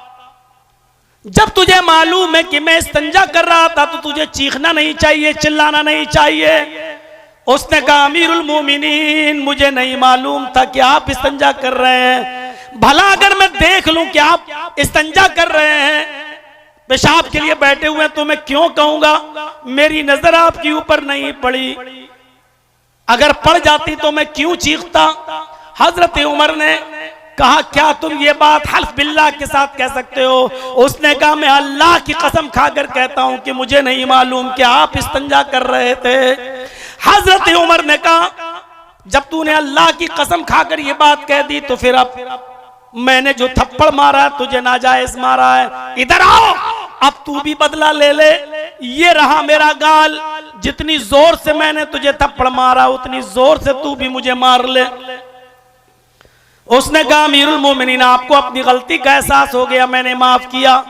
फरमाया, नहीं, इसी दुनिया में तुम्हें इंतकाम लेना होगा, इसी दुनिया में तुम्हें बदला लेना होगा। कयामत के दिन में अपनी एक नेकी भी तुम्हें नहीं दे सकता हूं, तुम इसलिए मुझे माफ कर रहे हो क्योंकि मैं अमीरुल मोमिनीन हूं, इसकी वजह से तुम मुझे नजरअंदाज कर रहे हो। नहीं, उसने फिर कहा, जिस तरह मैंने कसम खाकर एतराफ किया कि अल्लाह की कसम मैंने आपको इस्तंजा करते हुए नहीं देखा, उसी तरह मैं अल्लाह की कसम खाकर कहता हूं कि मैंने दिल से आपको माफ कर दिया। सबके सामने उमर फारूक कह रहे हैं कि मुझे भी थप्पड़ मारो। आप सबके सामने अपनी एक हल्की सी शिकायत नहीं सुन सकते हो, और हजरत उमर तो सबके सामने कह रहे हैं मुझे थप्पड़ मारो। तकब्बुर का शायबा तक नहीं। बात थोड़ी सी घूम गई, उधर चली गई। मैं नंगा था, तूने मुझे कपड़ा क्यों नहीं पहनाया? कहेगा, अल्लाह तू कैसे नंगा रह सकता, तू तो सारी कायनात को पहनाता है। तो अल्लाह रब्बुल आलमीन कहेगा, मेरे बंदे तेरी चौखट पर फटे पुराने कपड़े पहने हुए आया था, तुझे मालूम था कि आदमी बेचारा गरीब है, इसके पास कपड़ा पहनने के लिए भी पैसा नहीं है, खरीदने के लिए भी पैसा नहीं है। तेरे पास कपड़े की फैक्ट्री थी, कपड़े का गोदाम था, पैसा था, कपड़ा खरीद कर उसको दे सकता था, लेकिन तेरी चौखट से वह ना उम्मीद और ना मुराद लौटा। इसलिए अगर तू उसकी मदद करता तो मैं तेरी मदद के लिए हाजिर हूं, मैं तेरी मदद करता। अगर तू उसको कपड़ा पहनाता तो तू मुझे उसके पास पाता। गौर करो मेरे प्यारे साथियों, यह हदीस हुकूकुल इबाद पर कितनी बड़ी अहमियत रखती है, और क्या बताती है कि भूखे, नंगे, मोहताज, गरीब, ऐसे लोगों के लिए हमें और आपको इस दुनिया में पैदा किया गया है, उतारा गया है कि तुम जमीन वालों पर रहम करो, आसमान वाला तुम्हारे ऊपर रहम करेगा। ये सब हदीसें ऐसे ही मस्जिदों में सुनाने के लिए नहीं होती कि सुन लो एक कान से और दूसरे कान से उड़ा दो। मुहम्मद रसूलुल्लाह एक जंग के लिए ऐलान कर रहे हैं, लोगों ने अपने अपने नाम लिखा दिए हैं, सब तैयार हैं जंग में जाने के लिए। अब अल्लाह के नबी सल्लल्लाहु अलैहि वसल्लम ने उस जिहाद के लिए लोगों से सदका मांगा, लोगों से ताउन मांगा, लोगों से फरमाया आए लोगों, ऐसे ही जिहाद नहीं होता है, तलवारें लेना पड़ती हैं, तीर लेना पड़ते हैं, नेजा लेना पड़ता, घोड़े खरीदना पड़ते, जीन लेना पड़ता है, बहुत सी चीजों की जरूरत होती है। पता नहीं जंग में कितने दिन लग जाए, खुर्दोनोश खाने पीने की चीजों को भी लेना पड़ता है। इसलिए इसमें आपने उकसाया कि सदका करो, खैरात करो, जिसके पास जो हैसियत हो वो दे, अपनी अपनी हैसियत के मुताबिक ताउन फरमाए। दारमी और तबरानी के अल्फाज हैं, अल्लाह के नबी ताउन मांग रहे हैं। बैठो यार, नबी अकरम ताउन मांग रहे हैं। और सुनिए, जिसके पास जो कुछ भी है सब देते चले जा रहे हैं अपनी अपनी हैसियत के मुताबिक। जो वाकया सुना रहा हूं दिलचस्प और जबरदस्त वाकया है, मेरे भाइयों जरा सुनिएगा। किसी के पास ये है तो उसने ये दे दिया, किसी के पास वो है तो उसने वो दे दिया, किसी के पास चंद खजूरें तो उसने चंद खजूरें ही लाकर दे दी। सुनो, आए शामिलों के जबरदस्त फील्ड में आजमगढ़ मऊ और अतराफ वगनास से तशरीफ लाने वालों, हजारों की तादाद में यहां जमा होकर बैठकर सुनने वालों, गौर से सुनो। उसी महफिल में एक सहाबी हैं, अंसारी सहाबी हैं, जिनका नाम उलबा इब्न ज़ैद अंसारी है। उनके पास उनके घर में 2 खजूरें भी नहीं हैं जो वो 2 खजूरें दे सके। कुछ नहीं है उनके पास देने के लिए। जिहाद में जाना है, नाम लिखा लिया है, लेकिन हर शख्स, हर सहाबी सदका और खैरात कर रहा है, कुछ न कुछ दे रहा है। उलबा इब्न ज़ैद अंसारी के पास कुछ भी नहीं है। कहते हैं मुझे बड़ी शर्मिंदगी महसूस हुई, मुझे बड़ी शर्मिंदगी महसूस हुई। महफिल से चुपके से उड़ते हैं, सीधे अपने घर जाते हैं, इशा की नमाज पढ़ते हैं, लेट जाते हैं, यही सोचते हैं कि अल्लाह मेरे पास ऐसी कोई चीज नहीं है कि मैं भी उसको सदका दे सकूं, मैं भी उसको ज़कात में निकाल सकूं। अल्लाह के रसूल ने ताउन मांगा, मैं नबी अकरम को दे सकूं, नबी अकरम सल्लल्लाहु अलैहि वसल्लम को पहुंचा सकूं। आधी रात के बाद उठते हैं, वुजू बनाते हैं, 2 रकात नफिल नमाज पढ़ते हैं और 2 रकात नफिल नमाज के बाद अल्लाह से यूं दुआ करते हैं। गौर कीजिए दुआ क्या कर रहे हैं।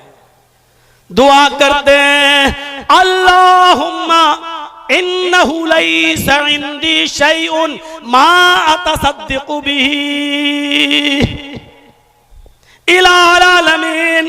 तेरे नबी ने सदका और खैरात ताउन मांगा, अल्लाह के हर बंदे ने, तेरे हर बंदे ने अपनी अपनी हैसियत के मुताबिक जो था उसको दिया, मोहम्मद रसूलुल्लाह को पहुंचाया। कुछ नहीं था, 2 खजूरें थी वो दिया। इन्नहु लैसा इंदी शैउन, आय अल्लाह मेरे पास कोई ऐसी चीज नहीं, मा तसद्दक़ु बिही, जिसको मैं सदका दे सकूं, जिसको मैं खैरात कर सकूं। मेरे पास कोई चीज नहीं। मैंने नबी अकरम को कोई सदका नहीं दिया, मैंने नबी अकरम को कोई खैरात नहीं दिया। मैंने मोहम्मद रसूलुल्लाह ने अल्लाह की राह में जो मांगा, मैंने मोहम्मद रसूलुल्लाह का कोई ताउन नहीं किया। अल्लाहुम्मा इन्नी अतसद्दक़ु बिर्ज़ी अला मन नालहु। आय अल्लाह, आज मैं अपनी इज्जत का सदका करता हूं। अल्लाहुम्मा इन्नी अतसद्दक़ु बिर्ज़ी अला मन नालहु। आय अल्लाह, आज मैं अपनी इज्जत का सदका करता हूँ, अगर तेरे किसी बंदे ने मेरी इज्जत ली हो, मुझे गाली दी हो, मेरे ऊपर जुल्म किया हो, मेरे ऊपर सितम ढाया हो, मेरे साथ कोई ज्यादती की हो, आय अल्लाह मैं तेरी खुशनुदी और रजामंदी के लिए मैं उसको माफ कर रहा हूँ। आय अल्लाह यही चीज मैं सदका कर रहा हूँ, आय अल्लाह यही मैं खैरात कर रहा हूँ, आय अल्लाह मेरी इसी सदके को कबूल कर ले। आय अल्लाह जाने अनजाने में अगर किसी ने मुझे गाली दी हो, अगर किसी ने मेरा हक मारा हो, अगर किसी ने मेरी इज्जत के साथ सौदेबाजी की हो, मुझे लानो मलामत किया हो, आय अल्लाह किसी ने मेरे ऊपर जुल्म किया हो और मैंने उससे कोई बदला न लिया हो, आय अल्लाह अल्लाहुम्मा इन्नी अतसद्दक़ु बिइर्ज़ी, आय अल्लाह मैं अपनी उस इज्जत का सदका करता हूँ, मैं अपनी उसी इज्जत को सदका दे रहा हूँ। आय अल्लाह जिसने भी मेरी इज्जत से खिलवाड़ किया हो, मैं उस इज्जत को सदका कर रहा हूँ। ये कहकर वो शख्स हो जाता है और फजर की नमाज पढ़ने के लिए मस्जिद में जाता है। इमाम कायनात ने जनाब मोहम्मद रसूलुल्लाह ने नमाज फजर पढ़ाई और फजर की नमाज पढ़ाने के बाद आपने ऐलान किया, आइनल मुतसद्दिक़ु हाज़िहिल लैला, आज की रात सदका करने वाला कहाँ है, आज की रात खैरात करने वाला कहाँ है। सब एक दूसरे को देख रहे हैं, सबने जो सदका करना था दिन ही में कर लिया, जिसको जो देना था उसने दिन ही में दे दिया, रात में तो किसी ने सदका ही नहीं किया है। और अल्लाह के नबी कह रहे हैं, आइनल मुतसद्दिक़ु हाज़िल लैला, आज की रात जिसने सदका किया वो कहाँ है। थोड़ी देर के बाद उलबा इब्न ज़ैद अंसारी ने कहा, अल्लाह के रसूल मैं यहाँ हूँ। आपने कहा इधर आओ। हजरत उलबा इब्न ज़ैद से कहा, अबशिर फवल्लज़ी नफ्सी बियदी, तुम्हें खुशखबरी हो, तुम्हारे लिए खुशखबरी है, उस जात की कसम जिसके कब्जे में मोहम्मद की जान है। अभी अभी जिब्रील ने मुझे बताया है कि जाओ आज की रात सदका देने वाले से कह दो कि अल्लाह रब्बुल आलमीन ने तुम्हारे सदके को मकबूल सदके में लिख लिया है। तुम्हारा सदका कद कुदिबत ज़कातिल मुक़ब्बिला, अल्लाह रब्बुल आलमीन ने मकबूल ज़कात में उसको लिख लिया है, यानी तुम्हारा कल रात आज की रात जो सदका था अल्लाह ने उसको कबूल कर लिया है। मेरे प्यारे साथियों गौर करो, ये बहुत बड़ी जुल्म और ज्यादती है कि हम किसी के ऊपर जुल्म करें, हम किसी के ऊपर ज्यादती करें, यहां तक कि अगर हमने किसी को गाली भी दी है, माफ कीजिएगा, तो ये भी उस वक्त तक माफ नहीं करेगा अल्लाह जब तक वो बंदा आपको माफ ना कर दे जिसको आपने गाली दी है। ये भी कबीरा गुनाहों में शामिल है, कबीरा गुनाहों में शामिल है। मेरे भाइयों, हमारी आंखों के सामने जुल्म होते रहते हैं, हमारी आंखों के सामने जुल्म होते रहते हैं। क्या कोई आदमी है जो जालिम को उसके जुल्म से रोके? है कोई?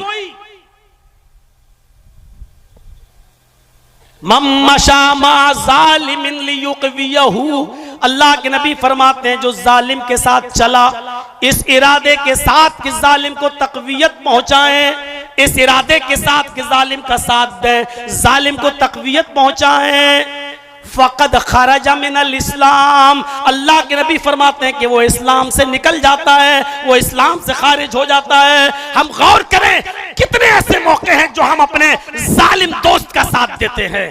पहले इसे फोन पे कह दिया जाता है, मेरे दोस्त आज हक अदा कर दीजिए मेरा, आज फला फला आदमी की गवाही में तुम थोड़ा सा हमारी तरफ से बोल दो। आप जानते हैं कि मेरा दोस्त हमसे झूठ बुलवा रहा है, आप जानते हैं कि मेरा दोस्त जालिम है, लेकिन इसके बावजूद आप उसका साथ दे रहे हैं सिर्फ इसलिए कि वो दोस्त है। मम्मशा मा ज़ालिमिन लियुक़वियहु, अल्लाह के नबी फरमाते हैं जो जालिम के साथ खड़ा हुआ इसलिए कि उसको ताकत पहुंचाए, उसका साथ दे, फ़क़द ख़रज मिनल इस्लाम, वो इस्लाम से खारिज हो जाता है। और इसीलिए इमाम कायनात ने फरमाया, उनसुर अख़ाका ज़ालिमन औ मज़लूमन, अपने भाई की मदद करो चाहे वो जालिम हो या मजलूम हो, अपने भाई की मदद करो चाहे वो जालिम हो ख्वाह वो मजलूम हो। सहाबा ने कहा, अल्लाह के रसूल मजलूम की मदद तो समझ में आती है, बेचारा जिस पर जुल्म होता है, लेकिन जालिम की मदद कैसे करें? जालिम की मदद चाहे दारत, जालिम की मदद का क्या माना है? हम जालिम की मदद कैसे करें? तो अल्लाह के नबी ने फरमाया, जालिम को उसको जुल्म करने से रोक दो, यही उसकी मदद है।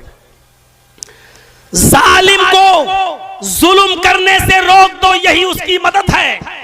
अल्लामा ज़हबी की एक किताब है और बड़ी मशहूर किताब है, किताबुल कबाइर के नाम से। अल्लामा ज़हबी ने किताबुल कबाइर में एक वाक़या नकल किया है, उस वाक़े को जरा सुनिए मेरे भाइयों।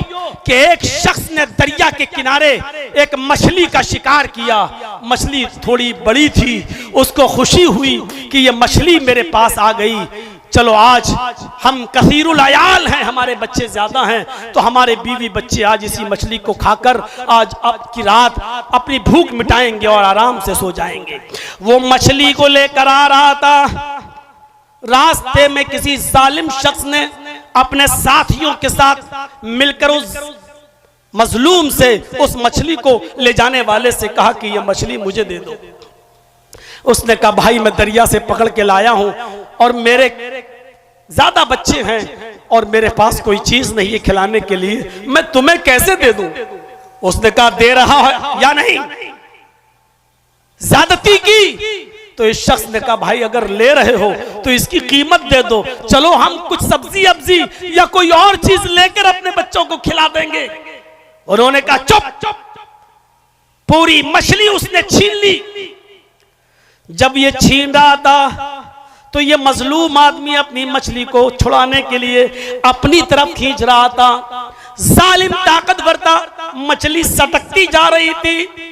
इस मजलूम आदमी ने मछली को बचाने के लिए उसका हाथ अपने मुंह में रख लिया। उसका अंगूठा, मछली छीनने वाले का अंगूठा इस आदमी के मुंह में आ गया जिसकी मछली थी। इसने काटा, लेकिन वो जालिम शख्स ज्यादा ताकतवर था, उसने मछली को छीन लिया और इसके काटने का भी उसके ऊपर कोई फर्क नहीं पड़ा। ये मछली लेकर चला गया। ये शख्स उसको देखता रहा और चीखता रहा, अल्लाह के बंदे मेरी मछली मुझे दे दे, मेरे पास अपनी बीवी बच्चों को खिलाने के लिए इस मछली के अलावा कोई चीज नहीं है। एक मछली छीनी थी। किताबुल कबाइर में अल्लामा ज़हबी ने जो नकल किया सुनिए आगे। आए यतीमों, मिस्कीनों, पड़ोसियों और अपने भाइयों की जमीनों पर कब्जे करने वालों, अपनी बहन और बेटियों का हक मारकर खा जाने वालों, सुनो सुनो। ये चीखता रहा, चिल्लाता रहा, अल्लाह के बंदे मछली मुझे दे दे, मेरे बीवियों बच्चों के पास इसके अलावा कुछ नहीं है। लेकिन उसने एक नहीं सुनी। ये उसको देखता रहा और जब वो उसकी आंखों से ओझल हो गया तो इसके मुंह से बद्दुआया जुमले निकल गए। इन्हीं बद्दुआया जुमलों के बारे में अल्लाह के नबी सल्लल्लाहु अलैहि वसल्लम ने फरमाया था, इत्तक़ी दावतल मज़लूम, मजलूम की बद्दुआ से बचो, इसलिए कि मजलूम जब बद्दुआ देता है तो उसकी आवाज और अल्लाह के अर्श के बीच में कोई पर्दा नहीं होता। लैसा बैनहू व बैनल्लाहि हिजाब, उसके और अल्लाह के दरमियान फिर कोई पर्दा नहीं होता। डायरेक्ट अल्लाह मजलूम की आह को सुनता है, फिर इंसाफ करता है।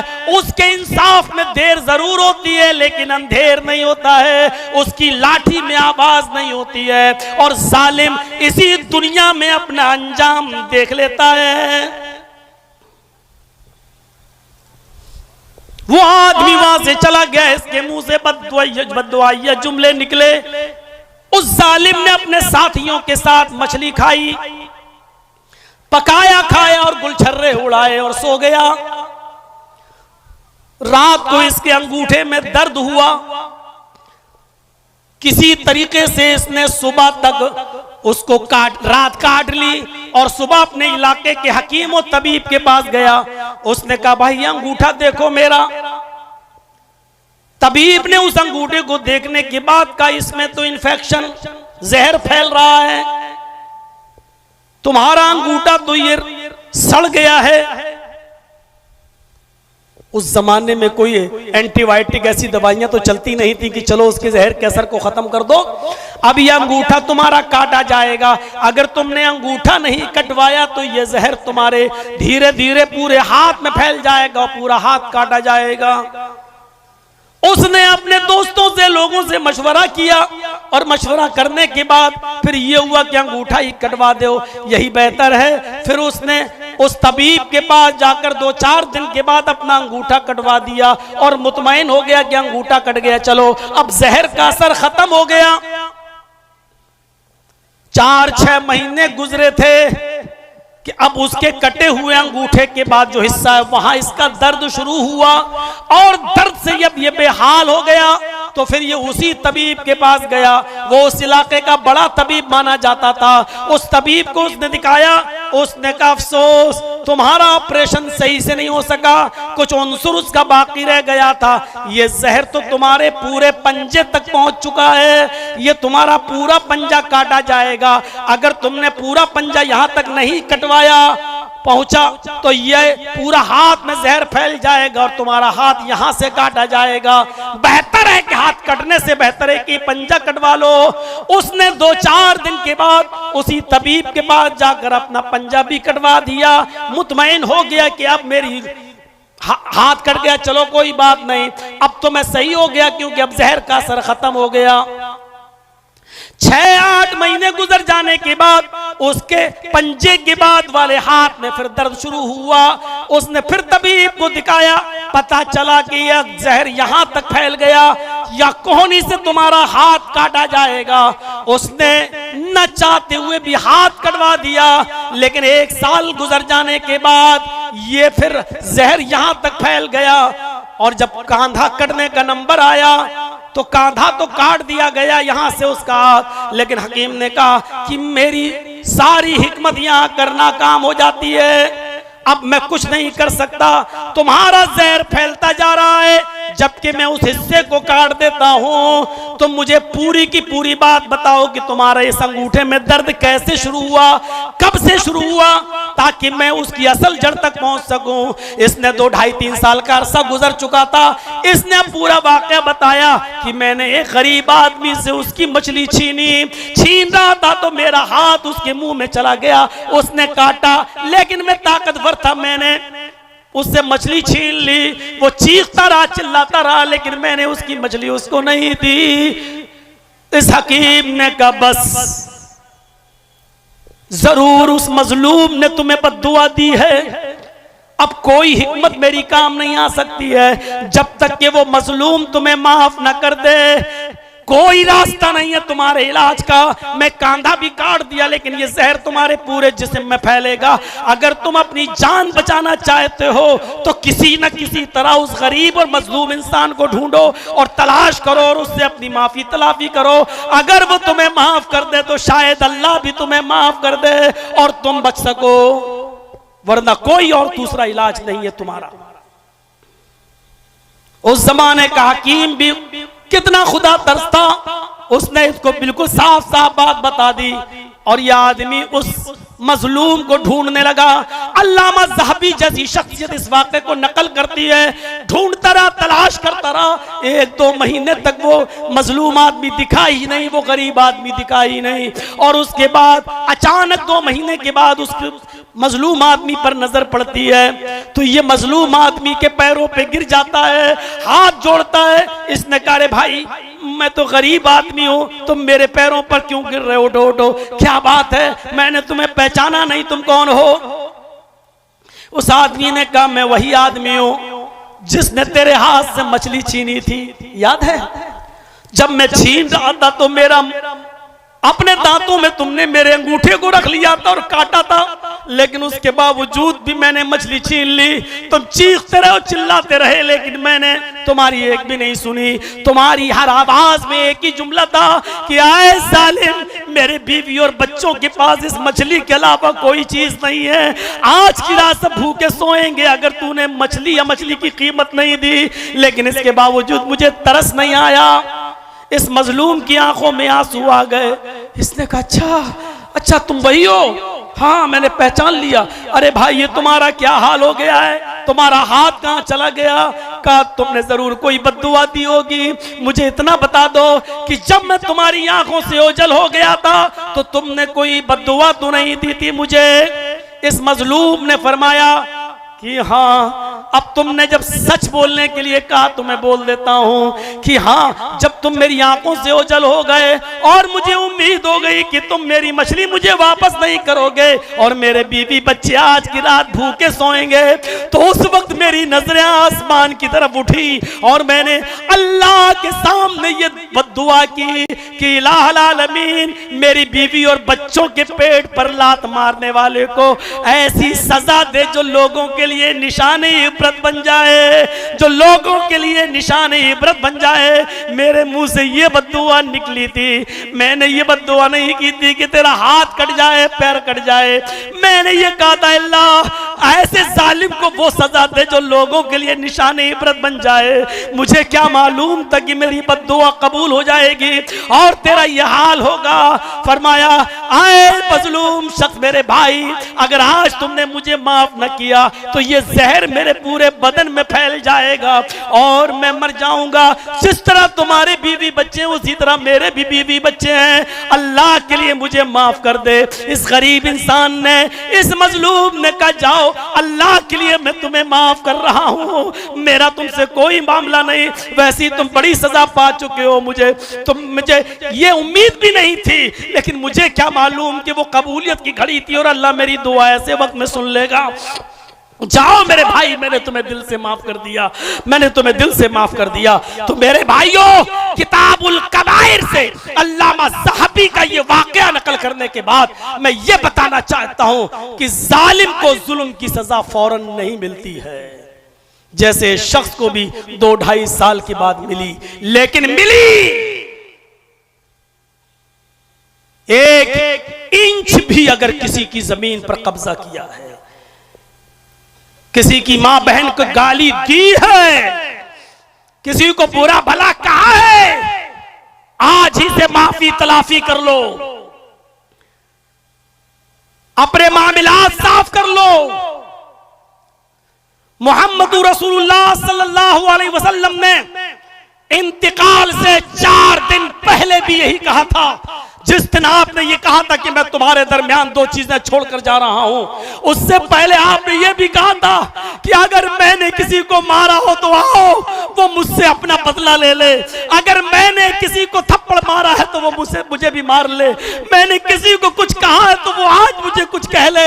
नबी अकरम ने आवाम की अदालत में अपने आप को सामने रखकर कहा था, अगर मैंने किसी के साथ कोई बुरा सलूक किया तो वो आज अपना इंतकाम ले ले और बदला ले ले। मेरे प्यारे साथियों, ये वो हस्ती है जिस हस्ती के बारे में हम और आप 5 अजान के बाद, नमाज के बाद ये दुआ मांगते हैं, क्या वबासु मकाम महमूदा, जिसको मकाम महमूद के लिए जिसके हम दुआएं करते रहते हैं। ये वो हस्ती है मेरे भाइयों जो जन्नत में सबसे पहले दाखिल होगी। ये वो हस्ती है जो जन्नत का दरवाजा सबसे पहले खटखटाएगी। ये वो हस्ती है मेरे भाइयों, लेकिन इसके बावजूद वो अपने आप को पेश कर रहे हैं। ये लो, अगर मैंने किसी को मारा हो तो ये मैंने अपने ऊपर से चादर हटा दी, तुम भी आओ और अपना इंतकाम ले लो, अपना बदला ले लो। एक मर्तबा अल्लाह के नबी सल्लल्लाहु अलैहि वसल्लम नमाज पढ़ा रहे थे और एक सहाबी की पीठ में आपने कचौका लगाया, चलो पीछे चलो, तुम आगे निकले हुए पीछे चलो। उसने कहा, अल्लाह के नबी, आपने ये लाठी, ये नेजा मेरे पीठ में या सीने पे चुबोया है, मैं इंतकाम लूंगा, मैं बदला लूंगा। अल्लाह के नबी ने फौरन अपनी चादर उतार ली कि हाँ ले लो, अपना बदला ले लो। जैसे ही वो करीब आया और उसने फट से मोहम्मद रसूलुल्लाह के सीने को चूम लिया, उसने कहा, हाशा कल्ला, अल्लाह के नबी मैं बदला लूंगा, मैं क्या ये नेजा आपके सीने पे चुभाऊंगा? क्या आप हमसे ये उम्मीद रखते हैं? नहीं, अय अल्लाह के नबी, मुझे तो आपके सीने का बोसा लेना था, इसलिए मैंने ऐसा ये चाल चली है और ये एक तरीके से कहा जाए मैंने ये गेम खेला है, क्योंकि आप ऐसे चूमने नहीं देंगे तो मैंने ऐसे करके आपके चादर को हटवा कर आपका सीने का बोसा ले लिया। तो मेरे भाइयों, बताने का मकसद ये है कि आपने चादर उतार दी कि लो अपना इंतकाम ले लो, अपने आप को बदले के लिए पेश। वो हस्ती जब कर सकती है तो हम और आप उनसे बड़े तो नहीं हैं, उनसे ऊंचा मकाम तो हमारा और आपका नहीं है, फिर हम और आप अपने आप को बदले के लिए क्यों पेश नहीं कर सकते, इंतकाम के लिए क्यों पेश नहीं कर सकते? तो ये है हुकूकुल इबाद की एक मुख्तसर सी वजाहत। उसके बाद सबसे पहली जो चीज बयान की है अल्लाह के नबी सल्लल्लाहु कुरान ने, वो है हुकूकुल इबाद में वबिल वालिदैन एहसाना, वालिदैन के साथ एहसान करो। इसमें कोई शक नहीं, तमाम बंदों में सबसे बड़ा हक बाप का, हुकूकुल इबाद में वालिदैन का। और इसीलिए नबी अकरम सल्लल्लाहु अलैहि वसल्लम से जब पूछा जाता था तो आप यही कहते थे कि सबसे बड़ा गुनाह शिर्क बिल्लाह, उसके बाद हुकूकुल वालिदैन, माँ बाप की नाफरमानी करना, माँ बाप को सताना, माँ बाप की नाफरमानी करना। एक मर्तबा तो आपने 3 बार फरमाया, बुखारी की रिवायत, अला उनब्बिउकुम बि अकबरिल कबाइरि सलासन, कुलना बला या रसूल अल्लाह। अल्लाह के नबी ने 3 बार कहा, लोगों क्या मैं तुम्हें सबसे बड़ा गुनाह न बताऊं? क्या मैं तुम्हें सबसे बड़े गुनाहों से बाखबर न कर दूं? अला उनब्बिउकुम बि अकबरिल कबाइर, ये बात 3 बार आपने कही। सहाबा ने फरमाया, बला या रसूल अल्लाह, क्यों नहीं? आए अल्लाह के नबी, हम जानना चाहते हैं कि सबसे बड़ा गुनाह क्या है, हमें बाखबर कीजिए, हमें बताइए कि सबसे बड़ा गुनाह क्या है। आपने फरमाया, अश्शिर्कु बिल्लाह, अल्लाह के साथ किसी को शरीक करना, व उकूकुल वालिदैन, और माँ बाप की नाफरमानी करना। और माँ बाप की नाफरमानी करना ये सबसे बड़ा गुनाह अल्लाह के नबी जनाब मोहम्मद रसूलुल्लाह सल्लल्लाहु अलैहि वसल्लम बयान कर रहे हैं। आप सोचिए कैसी वो औलाद है जो अपने माँ बाप को सताती है। एक सहाबी आए अल्लाह के नबी से, मैं बैत करूंगा जिहाद के लिए। आप सहाबा को जिहाद के लिए लेके जा रहे हैं, मैं भी जिहाद के लिए जाऊंगा। अल्लाह के नबी, क्या मैं चलूं? आपने उससे सवाल किया, अहय्युन वालिदाक, क्या तुम्हारे माँ बाप जिंदा हैं? अहय्युन वालिदाक, क्या तुम्हारे माँ और बाप दोनों बाहयात हैं? उसने कहा हाँ। आय अल्लाह के नबी, मेरी माँ भी जिंदा है, मेरे बाप भी जिंदा है। आपने फरमाया, फफीहिमा फजाहिद, जाओ इन दोनों ही की खिदमत करो, इन दोनों की सेवा करो, इन दोनों का कहा मानो, इन दोनों की इताअत करो, यही जिहाद है और तुम्हें जिहाद का सवाब मिलेगा। गौर करो मेरे प्यारे साथियों, अंदाजा लगा सकते हैं आप माँ बाप का मकाम और माँ बाप का दर्जा क्या है। हजरत मुआज़ इब्न जबल फरमाते हैं कि औसानी रसूलुल्लाह सल्लल्लाहु अलैहि वसल्लम बिअश्रि कलिमात, कि मुझे मेरे नबी मोहम्मद रसूलुल्लाह ने 10 बातों की नसीहत मुझे फरमाई, 10 बातों की वसीयत फरमाई। और 10 बातों में पहली बात ये थी, आपने फरमाया, आए मुआज़ इब्न जबल, ला तुशरिक बिल्लाहि शैअन इन कुतिलता हुर्रिकता। आए मुआज़, अल्लाह के साथ कभी किसी भी हाल में किसी को शरीक मत करना। इन कुतिलता हुर्रिकता, अगर तुझे कत्ल कर दिया जाए, अगरचे तुझे जला कर राख कर दिया जाए, तुझे जलाकर भस्म कर दिया जाए, तब भी अल्लाह के साथ किसी को शरीक मत करना। वला तउकन्न वालिदैक व इन अमराकन तखरुज मिन अहलिका व मालिक, अगर और अपने माँ बाप की कभी भी नाफरमानी मत करना। वला तउकन्न वालिदैक, अपने माँ बाप की कभी भी किसी भी हाल में नाफरमानी मत करना। अगर तुम्हारे माँ बाप तुम्हें हुक्म दें कि तुम अपना माल, अपने अहल वयाल, अपने बीवी बच्चे और अपना मालो दौलत छोड़कर बेघर हो जाओ, निकल जाओ इस घर से, अगर वो तुम्हें इस बात का भी हुक्म दें, इसके बावजूद तुम अपने माँ बाप की नाफरमानी मत करना। इस हदीस से वालिदैन की अहमियत का अंदाजा लगा सकते हैं आप, माँ बाप के मकाम का पता चलता है। एक और हदीस में अल्लाह के नबी फरमाते हैं, अति अबाक व इन ज़लमका, हर हाल में अपने बाप की इताअत करो, अगरचे वो तुम्हारे ऊपर जुल्म ही क्यों ना कर रहे हो, अगरचे वो तुम्हारे ऊपर जुल्म ही क्यों ना करते हो। मेरे भाइयों, माँ बाप को जुल्म करने की इजाजत नहीं है। माँ बाप को भी हुक्म है कि अपनी औलाद के साथ इंसाफ करें, माँ बाप को भी हुक्म है कि अपनी औलाद का भी हक अदा करें, उनकी अच्छी तरबियत करें, उनकी अच्छी तालीम और तरबियत का इंतजाम करें, दीनदार और नेक लड़की से उसकी शादी कराएं। ये वालिदैन के लिए भी हुक्म है। लेकिन इस हदीस से माँ बाप का पता चलता है उसकी अहमियत का, कि अल्लाह के नबी ने कहा अपने माँ बाप की इताअत करो, अगरचे वो तुम्हारे ऊपर जुल्म कर रहे हो। यानी उनके जुल्म के बावजूद भी अपने बाप को तुम मार नहीं सकते हो, उनको पीट नहीं सकते हो, उनको गाली नहीं दे सकते हो, उनको बुरा भला नहीं कह सकते हो। यह मकाम व मर्तबा है। इमाम बुखारी रहमतुल्लाह अलैह अपनी मशहूर और मायादास तस्नीफ अल अदबुल मुफरद के अंदर एक वाक़या नकल करते हैं। जरा उस वाक़े को सुनिए। नौजवानों, तुम्हारे मतलब का वाक़या जरा सुनिए। और इसको कोई मामूली शख्सियत बयान नहीं कर रही है, दर्ज नहीं कर रही है, इमाम बुखारी नकल कर रहे हैं अल अदबुल मुफरद के अंदर। हजरत अब्दुल्लाह इब्ने अब्बास रज़ी अल्लाह ताला अन्हु के पास एक शख्स आता है और कहता है कि आया अब्दुल्ला, एक औरत से, एक लड़की से मुझे मोहब्बत थी, लेकिन ये मोहब्बत एक तरफा थी, सिर्फ मुझे थी, उसको नहीं थी। मैंने उस लड़की को निकाह का पैगाम दिया, लेकिन उस लड़की ने मेरे निकाह को ठुकरा दिया, मेरे निकाह को, पैगाम को ठुकरा दिया। मुझे बहुत तकलीफ हुई, लेकिन मैं इंतजार करता रहा कि आज नहीं तो कल मेरी मोहब्बत उसके दिल में जोश मारेगी, एक दिन वो जरूर मेरे साथ निकाह करेगी।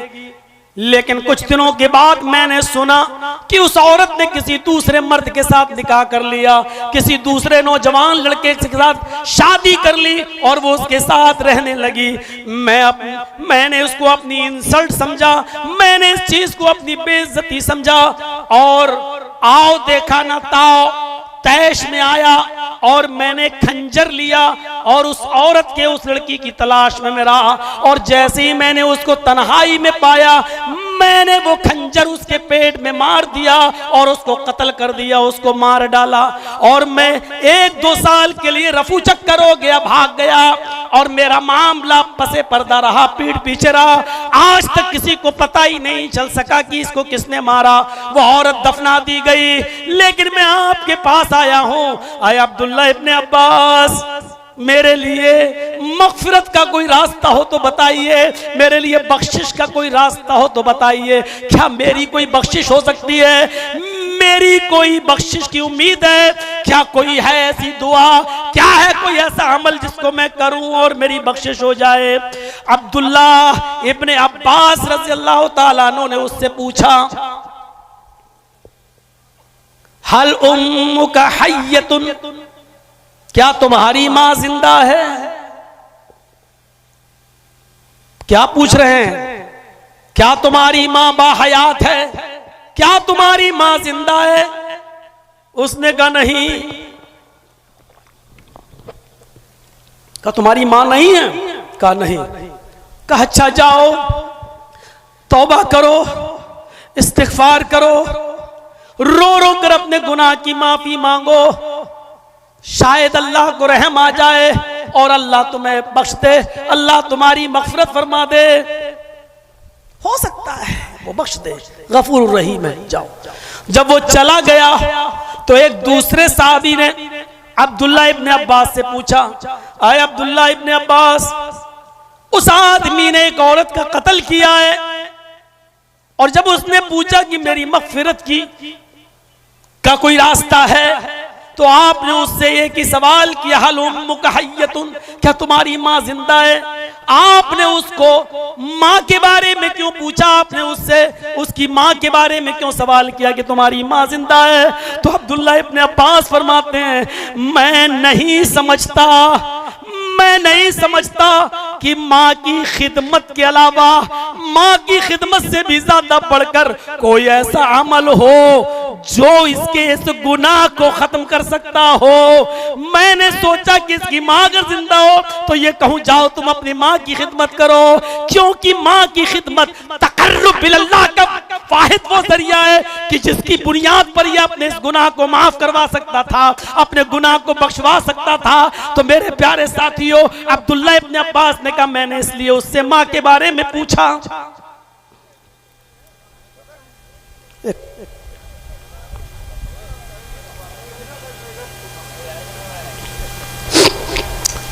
यहां से माँ के मकाम और माँ के मर्तबे के बारे में जरा अंदाजा लगाइए आप।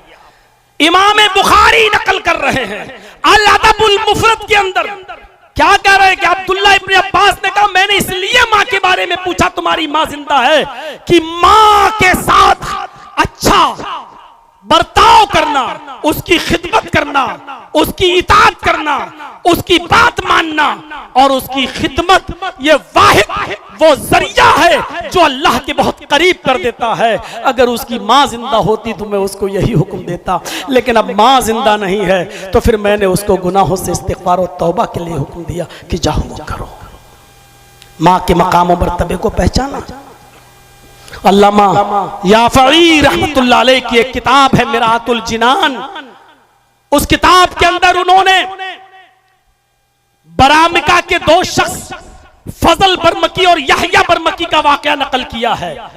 वो बरामिका जिनकी शानो शौकत और सुतुव्वत पूरे ममलकते बगदाद पर छाई हुई थी, जिनका रोबो दबदबा बैठा हुआ था, लेकिन जब ममलकते बगदाद के ऊपर खलीफा हारून रशीद का इताब आया तो फजल बरमकी और यहया बरमकी बाप और बेटे दोनों गिरफ्तार कर लिए गए और दोनों को जेल में डाल दिया गया।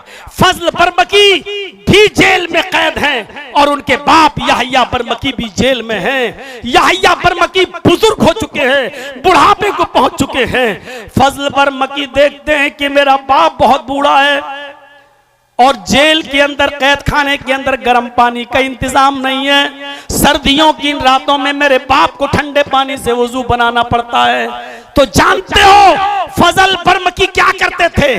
तांबे के एक लोटे में इशा की नमाज के बाद पानी भर लिया करते थे और उसी तांबे के लोटे को इशा की नमाज पढ़ने के बाद अपने पेट से लगा लिया करते थे कि पेट की गर्मी से सुबह फजर की नमाज के वक्त तक इस पानी में थोड़ी सी गर्मी आ जाएगी, हरारत आ जाएगी। रात भर वो जागा करते थे, सोते नहीं थे कि फजर की नमाज के वक्त में अपने बाप को कदरे गर्म पानी दे दूं। लेकिन जेल में गर्म पानी का इंतजाम नहीं था और उनको दिया भी नहीं जाता था, इसलिए फजल बरमकी तांबे के लोटे को अपने पेट में लगा लिया करते थे और इशा की नमाज से लेकर फजर तक पेट की गर्मी से उस पानी को थोड़ा बहुत गर्म करते थे। सुबह तक थोड़ी सी हरारत उसमें आ जाया करती थी, फौरन वो पानी अपने बाप को पेश कर दिया करते थे और उस पानी से वुजू बनाकर उनके बाप यहया बरमकी अपने बेटे को दुआ दिया करते थे। मुझे बताना यह है कि बाप की खिदमत का मेरे भाइयों ये मौका हर किसी को हर वक्त नहीं मिलता है। खुश नसीब है वो इंसान आखिरी दिनों में और आखिरी अय्याम में अपने बाप की खिदमत में कामयाब हो जाएं और उनकी खिदमत करें। जिसका बाप राजी है और इंतकाल कर गया है इस हाल में कि वो अपने बेटे से खुश है, तो मेरे भाइयों उस बेटे को जन्नत की बशारत दी है जनाब मोहम्मद रसूलुल्लाह ने। लेकिन बाप मर गया और अपने किसी बेटे से नाराज था तो उस बेटे के लिए नमाज पढ़ना, रोजा रखना, ये इबादतें किस काम की? मेरे भाइयों जरा गौर कीजिए कि वालिदैन की खिदमत कितना बड़ा दर्जा रखती है। औलाद के भी हुकूक हैं, कोई ये ना कहे कि वाह साहब मौलाना सिर्फ बाप का ही हक है, औलाद का कोई हक ही नहीं है। औलाद का भी हक है, उसको अच्छी तरबियत दी जाए। तारीख खतीब में खतीब बगदादी रहमतुल्लाह अलैह ने इमाम रबिया का जो वाकया लिखा है वो अहले इल्म से पूछिए। वो इमाम रबिया जो इमाम मालिक रहमतुल्लाह अलैह के भी उस्ताद थे, लेकिन ये अभी छोटे ही थे कि इनके बाप को सफर में जाने की जरूरत पेश आ गई और 20,000 अशरफी अपनी बीवी को देकर चले गए कि खर्च करना, और सफर में चले गए, लंबा सफर, लेकिन उस सफर में कई साल लग गए। बास लोगों ने लिखा है 27 साल लग गए। 27 साल के बाद लौटे तो वो छोटा सा बेटा जवान हो चुका था। घर पे आए, दुआ सलाम हुई, सब कुछ हुई, बेटे को भी देखा इतना बड़ा हो गया है। उस जमाने में दाढ़ियां तो सभी रखते थे, मेरे बेटे की भी दाढ़ी, लेकिन ये नहीं मालूम कि ये इतना बड़ा आलिम और इतना बड़ा बुजुर्ग बन चुका है कि इसके हल्के दर्स में बड़े बड़े उलमा और बड़े बड़े मुहद्दिस बैठते हैं। ये नहीं मालूम था। अपनी बीवी से सवाल करते हैं, बीवी मैं 20,000 अशरफी तुम्हें देकर गया था, तुमने कितना खर्च किया और कितना बचाया? बीवी ने कहा अल्हम्दुलिल्लाह वो हिफाजत के साथ रखी हुई हैं, पहले तुम मस्जिद में तो जाओ, नमाज तो पढ़ो, आओ आपको आज की रात में पूरा पूरा हिसाब दे दूंगी और सब कुछ बता दूंगी। ये इमाम रबिया के बाप जब मस्जिद में जाते हैं, अपने बेटे को देखते हैं कि तमाम बड़े बड़े उलमा उसके इर्द गिर्द बैठे हुए हैं और उससे दर्स हासिल कर रहे हैं, उससे सीख रहे हैं, उनको अपने कलम से नोट कर रहे हैं, जो बयान वो दे रहा है उसके पॉइंट्स नोट कर रहे हैं, उससे मुआनिका कर रहे हैं, मुसाफा कर रहे हैं। ये तो बहुत बड़ा आलिम दीन बन गया है, बहुत बड़ा आलिम है। अपने बेटे को देखकर उनकी खुशी का ठिकाना नहीं रहा। जब शाम को अपने घर आते हैं और अपनी बीवी से जिक्र करते हैं, अल्हम्दुलिल्लाह मेरा बेटा तो बहुत बड़ा आलिम है, बहुत बड़े बड़े उलमा उससे दर्स लेने आते हैं। जैसे ये बयान किया तो उसकी बीवी ने कहा, हाँ आए रबिया के अब्बू, आपको मालूम होना चाहिए आप जो 20,000 अशरफी मुझे दे गए थे, वो अशरफी मैंने आपके बेटे की तरबियत में, उसको पढ़ाने लिखाने में मैंने खर्च किया है। अब बताइए आपको वो 20,000 अशरफी ज्यादा महबूब है या आपका ये बेटा जो मैंने पाल पोस कर और पढ़ा लिखा कर उसको इतना बड़ा आलिम बना दिया। इमाम रबिया के वालिद कहते हैं, नहीं मेरी बीवी, मुझे कोई शिकायत नहीं है, वो 20,000 अशरफियां मेरे लिए कोई हैसियत नहीं रखती हैं। तुमने मेरे बेटे की जो तरबियत की है वो काबिल दाद है, उसका मैं एहसान अदा नहीं कर सकता। तुम नहीं जानती हो मेरी बीवी, तुमने मुझे कितना बड़ा तोहफा दिया है। तो ऐसी माएं थी। आज की माएं क्या सिखा रही हैं अपनी बेटियों को? वो यूट्यूब पर देख लो, इंस्टाग्राम पे, टिकटॉक पर डांस करते हुए और नाच करते हुए, और ये फख्र महसूस करती हैं आज की माएं कि देखो मेरी बेटी कितना बड़ा कारनामा अंजाम दे रही है, कितना बड़ा कारनामा अंजाम दे रही है। माले हराम खाओगे तो ऐसी औलादें पैदा होंगी, इमाम रबिया के बेटे की तरह नहीं, इमाम रबिया की तरह नहीं मेरे भाइयों। ऐसी औलादें पैदा होंगी जो टिकटॉक पर डांस करेंगी और इंस्टाग्राम पर बगैर दुपट्टे के और शॉर्ट कपड़ों में वीडियो बनाएंगी। ऐसी औलादें पैदा होंगी और आज हमारा मुआशरा ऐसी औलादों को देखकर खुश भी होगा। मेरे भाइयों, हजरत यूसुफ अलैहिस्सलाम के ऊपर कैसा जमाना गुजरा है। कुएं में फेंके गए, निकाले गए, मिस्र के बाजार में बेचे गए, बादशाह मिस्र ने खरीदा, फिर वो वहां परवान चढ़े, बालिग हुए, बादशाह मिस्र की बीवी ने उनके ऊपर गलत नजर डाली और उसके बाद उनको अपने गल्लक़तिल अब्वाब, सारे दरवाजे बंद कर दिए, उनको अपनी तरफ बुलाया, माइल किया, लेकिन वो बचे रहे, उनके शिकंजे में नहीं आए। दरवाजा खुला तो सामने बादशाह खड़ा है, इल्जाम लगाया, जेल में गए, 7 साल की सजा जेल में भुगती, बिल आखिर मिस्र के बादशाह भी बनाए गए। गौर करो, इतने मरहलों से गुजरे और यहाँ बाप याकूब का हाल यह है कि अपने बेटे की जुदाई में रोते रोते, आंसू बहाते बहाते नाबीना हो गए। अल्लाह के सामने फरियाद करते रहे, अल्लाह मेरा बेटा, अल्लाह मेरा बेटा।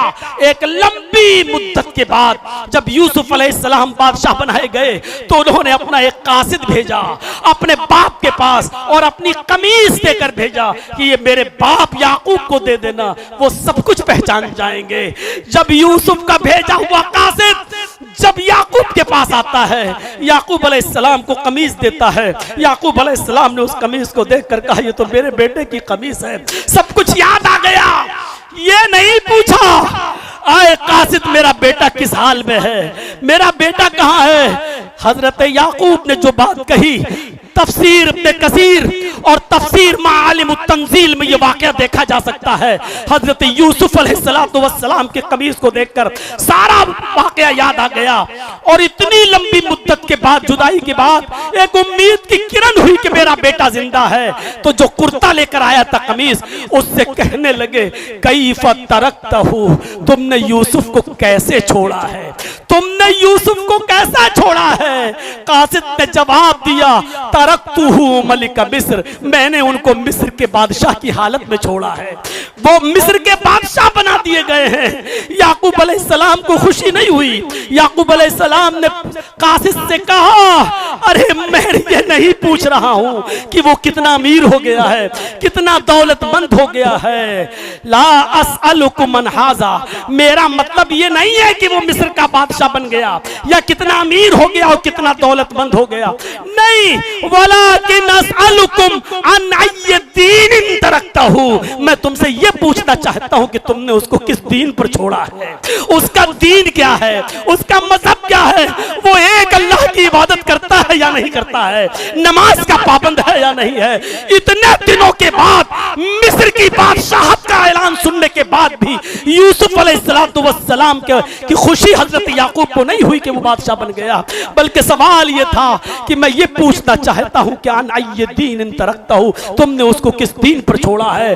और जब जवाब अच्छा मिला कि अल्हम्दुलिल्लाह वो 5 वक्त की नमाज, वो नमाज भी पढ़ते हैं, वो रोजा भी रखते हैं, वो ख्वाब की ताबीर भी बताते हैं और वो अल्लाह के दीन को कायम भी करते हैं, जब ये सारी चीजें बताई गई तब उनको खुशी हुई।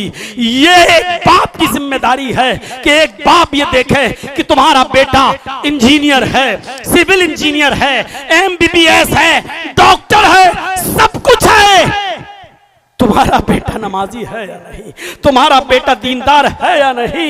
हजरत इब्राहिम अलैहिस्सलाम ने जब अपनी औलाद को, इस्माइल को और हाजरा को जब बेआबो गया वादी में छोड़ा और जब चले गए दूर, तो यही कहा, रब्बी इन्नी अस्कनतु मिन ज़ुर्रियती बिवादिन गैरि ज़ी ज़रा रब्बना लियुकीमुस्सलाह। आय अल्लाह, मैंने अपनी बीवी बच्चों को, अपने अपनी आल औलाद को, आय अल्लाह, मैंने एक गैर जी जरा, एक बियाबान वादी के पास छोड़ा है। रब्बना लियुकीमुस्सलाह, आय अल्लाह, मैंने वहां इसलिए छोड़ा ताकि वो नमाज कायम करें, ताकि वो नमाज के पाबंद हो जाएं। एक बाप की जिम्मेदारी यह है। आपने अपने बेटे को इंजीनियर बनाया, आपने अपने बेटे को डॉक्टर बना लिया, आपने अपने बेटे को MBA करा लिया, CA करा लिया, सब कुछ करा लिया, मुबारक हो आपको कि बहुत बड़ा आदमी बना दिया। लेकिन आपने अपने बेटे को अगर नमाजी ना बनाया, आपने अच्छी तरबियत नहीं दी, तो आप नाकाम है। ऐसी औलाद जो आपकी कब्र पे खड़े होकर यह न कह सके कि अल्लाहुम्मा अग़फिर लहू वरहमहू वआफ़िही वअफ़ु अन्हु वअकरिम नुज़ुलहू वस्सिअ मुदख़लहू वग़सिलहू बिलमाई वस्सल्ज वलबरद। ऐसी औलाद जो आपकी कब्र पे खड़े होकर यह न कह सके कि रब्बना अग़फिर ली वलिवालिदैया वलिलमुमिनीना यौम यक़ूमुल हिसाब, तो आप बेकार हैं, नाकारा है, नाकाम है। आपका ये MBBS बेटा बिल्कुल नाकाम है और आप कामयाब न समझें अपने आप को, क्योंकि अब आप इस दुनिया से जाने वाले हैं। मैंने अपने बाप की मौत को जितने करीब से देखा है, शायद किसी बेटे को इतने करीब से देखने का मौका मिला हो कि आखिरी वक्त है, मुझे पकड़े हुए हैं मेरे बाप, और मुझसे मैंने कहा कि मैं थोड़ा सा अभी जाता हूं, घर तक होके आता हूं, हाथ नहीं छोड़ रहे हैं। मैंने कहा आवाज बंद, कोई चीज उनकी जबान से नहीं निकल रही। मैंने कहा अब्बू आज जुमा है, जरा नहाने जा रहा हूं, जुमा पढ़ाना है। हाथ छोड़ दिया है। मैंने वो करीब से देखा है रूह को निकलते हुए।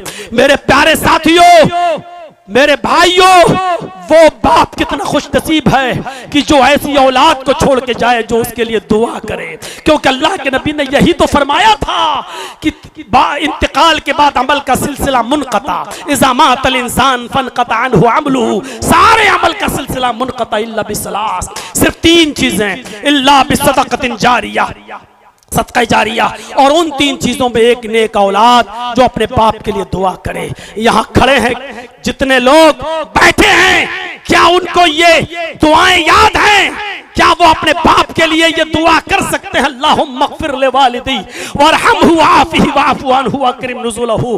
क्या वो ये दुआ कर सकते हैं कि अल्लाहुम्मा इन्ना हाज़ा अबी फ़ी ज़िम्मतिक व हब्ल मिन जवारिक? क्या ये दुआएं उनको याद हैं? फ़क़ही मिन फ़ितनतिल क़ब्रि व अज़ाबिन नार, अल्लाह इनको कब्र के फितने से बचा, इनको अज़ाब कब्र से महफूज फरमा। मेरे भाइयों, ये दुआ तो आप अपनी ज़बान में कहते हो कि अल्लाह मेरे बाप को बख्श दे, अल्लाह मेरे बाप की मग़फ़िरत फरमा, अरे वो दुआएं याद करो जो जनाब मोहम्मद रसूलुल्लाह खुद सिखा कर गए हैं और खुद दुआएं मांगा करते थे। उन दुआओं को याद करो। एक बाप बहुत कामयाब है कि उसने अपने बेटे को इंजीनियर बना लिया, बहुत कामयाब है कि उसने अपने बेटे को सब कुछ बना लिया, लेकिन कितना नाकाम है कि वो अपने बेटे को ये दुआएं याद नहीं करा सका और दीन की तालीम और तरबियत नहीं दे सका। मेरे भाइयों, वो बाप कितना नाकाम इंसान है जो इस दुनिया से इस हाल में जाता है। हुकूक अदा करो। वबिज़िल कुर्बा, फौरन कहा वालिदैन के बाद वबिज़िल कुर्बा, कराबतदारों का ख्याल रखो, उनके साथ भी हुस्न सलूक करो। इमाम बुखारी ने अल-अदबुल मुफ़रद में एक और वाक़या नकल किया है। अबू हुरैरा जब ताइफ गए तो लोगों ने उनसे कहा कि बहुत दिनों के बाद आप आए हैं, कोई हदीस सुनाइए जो अल्लाह के रसूल से सुनी हो। अबू हुरैरा ने फरमाया, आज मैं थका हुआ हूं, कल बताऊंगा इंशाअल्लाह। दूसरे दिन महफिल जमा। जैसे आपके यहाँ कोई बड़ा आलिम आ जाए तो आप पहले से जुमे में भर देते हैं मस्जिद, ऐसे ही अबू हुरैरा आए हैं, पूरा ताइफ के लोगों ने मस्जिद भर दी। अबू हुरैरा फरमाते हैं कि आप लोग अल्लाह के रसूल की कोई हदीस सुनना चाहते हो? फरमाया हाँ। फरमाया मेरी एक शर्त है, ये शर्त अगर मौलाना जर्जीस लगाते तो कितने लोग बचेंगे यहाँ पर? शर्त है। पूछा लोगों ने क्या शर्त है? फरमाया कि मैं दर्स दूंगा, मैं नबी की हदीस सुनाऊंगा, लेकिन मेरी शर्त यह है कि अगर इस महफिल में, इस मस्जिद के अंदर अगर एक भी आदमी ऐसा बैठा हुआ हो जो अपनी खाला, जो अपने किसी रिश्तेदार से नाराज हो, जो अपने किसी रिश्तेदार से नाराज हो, वो इस मस्जिद से चला जाए।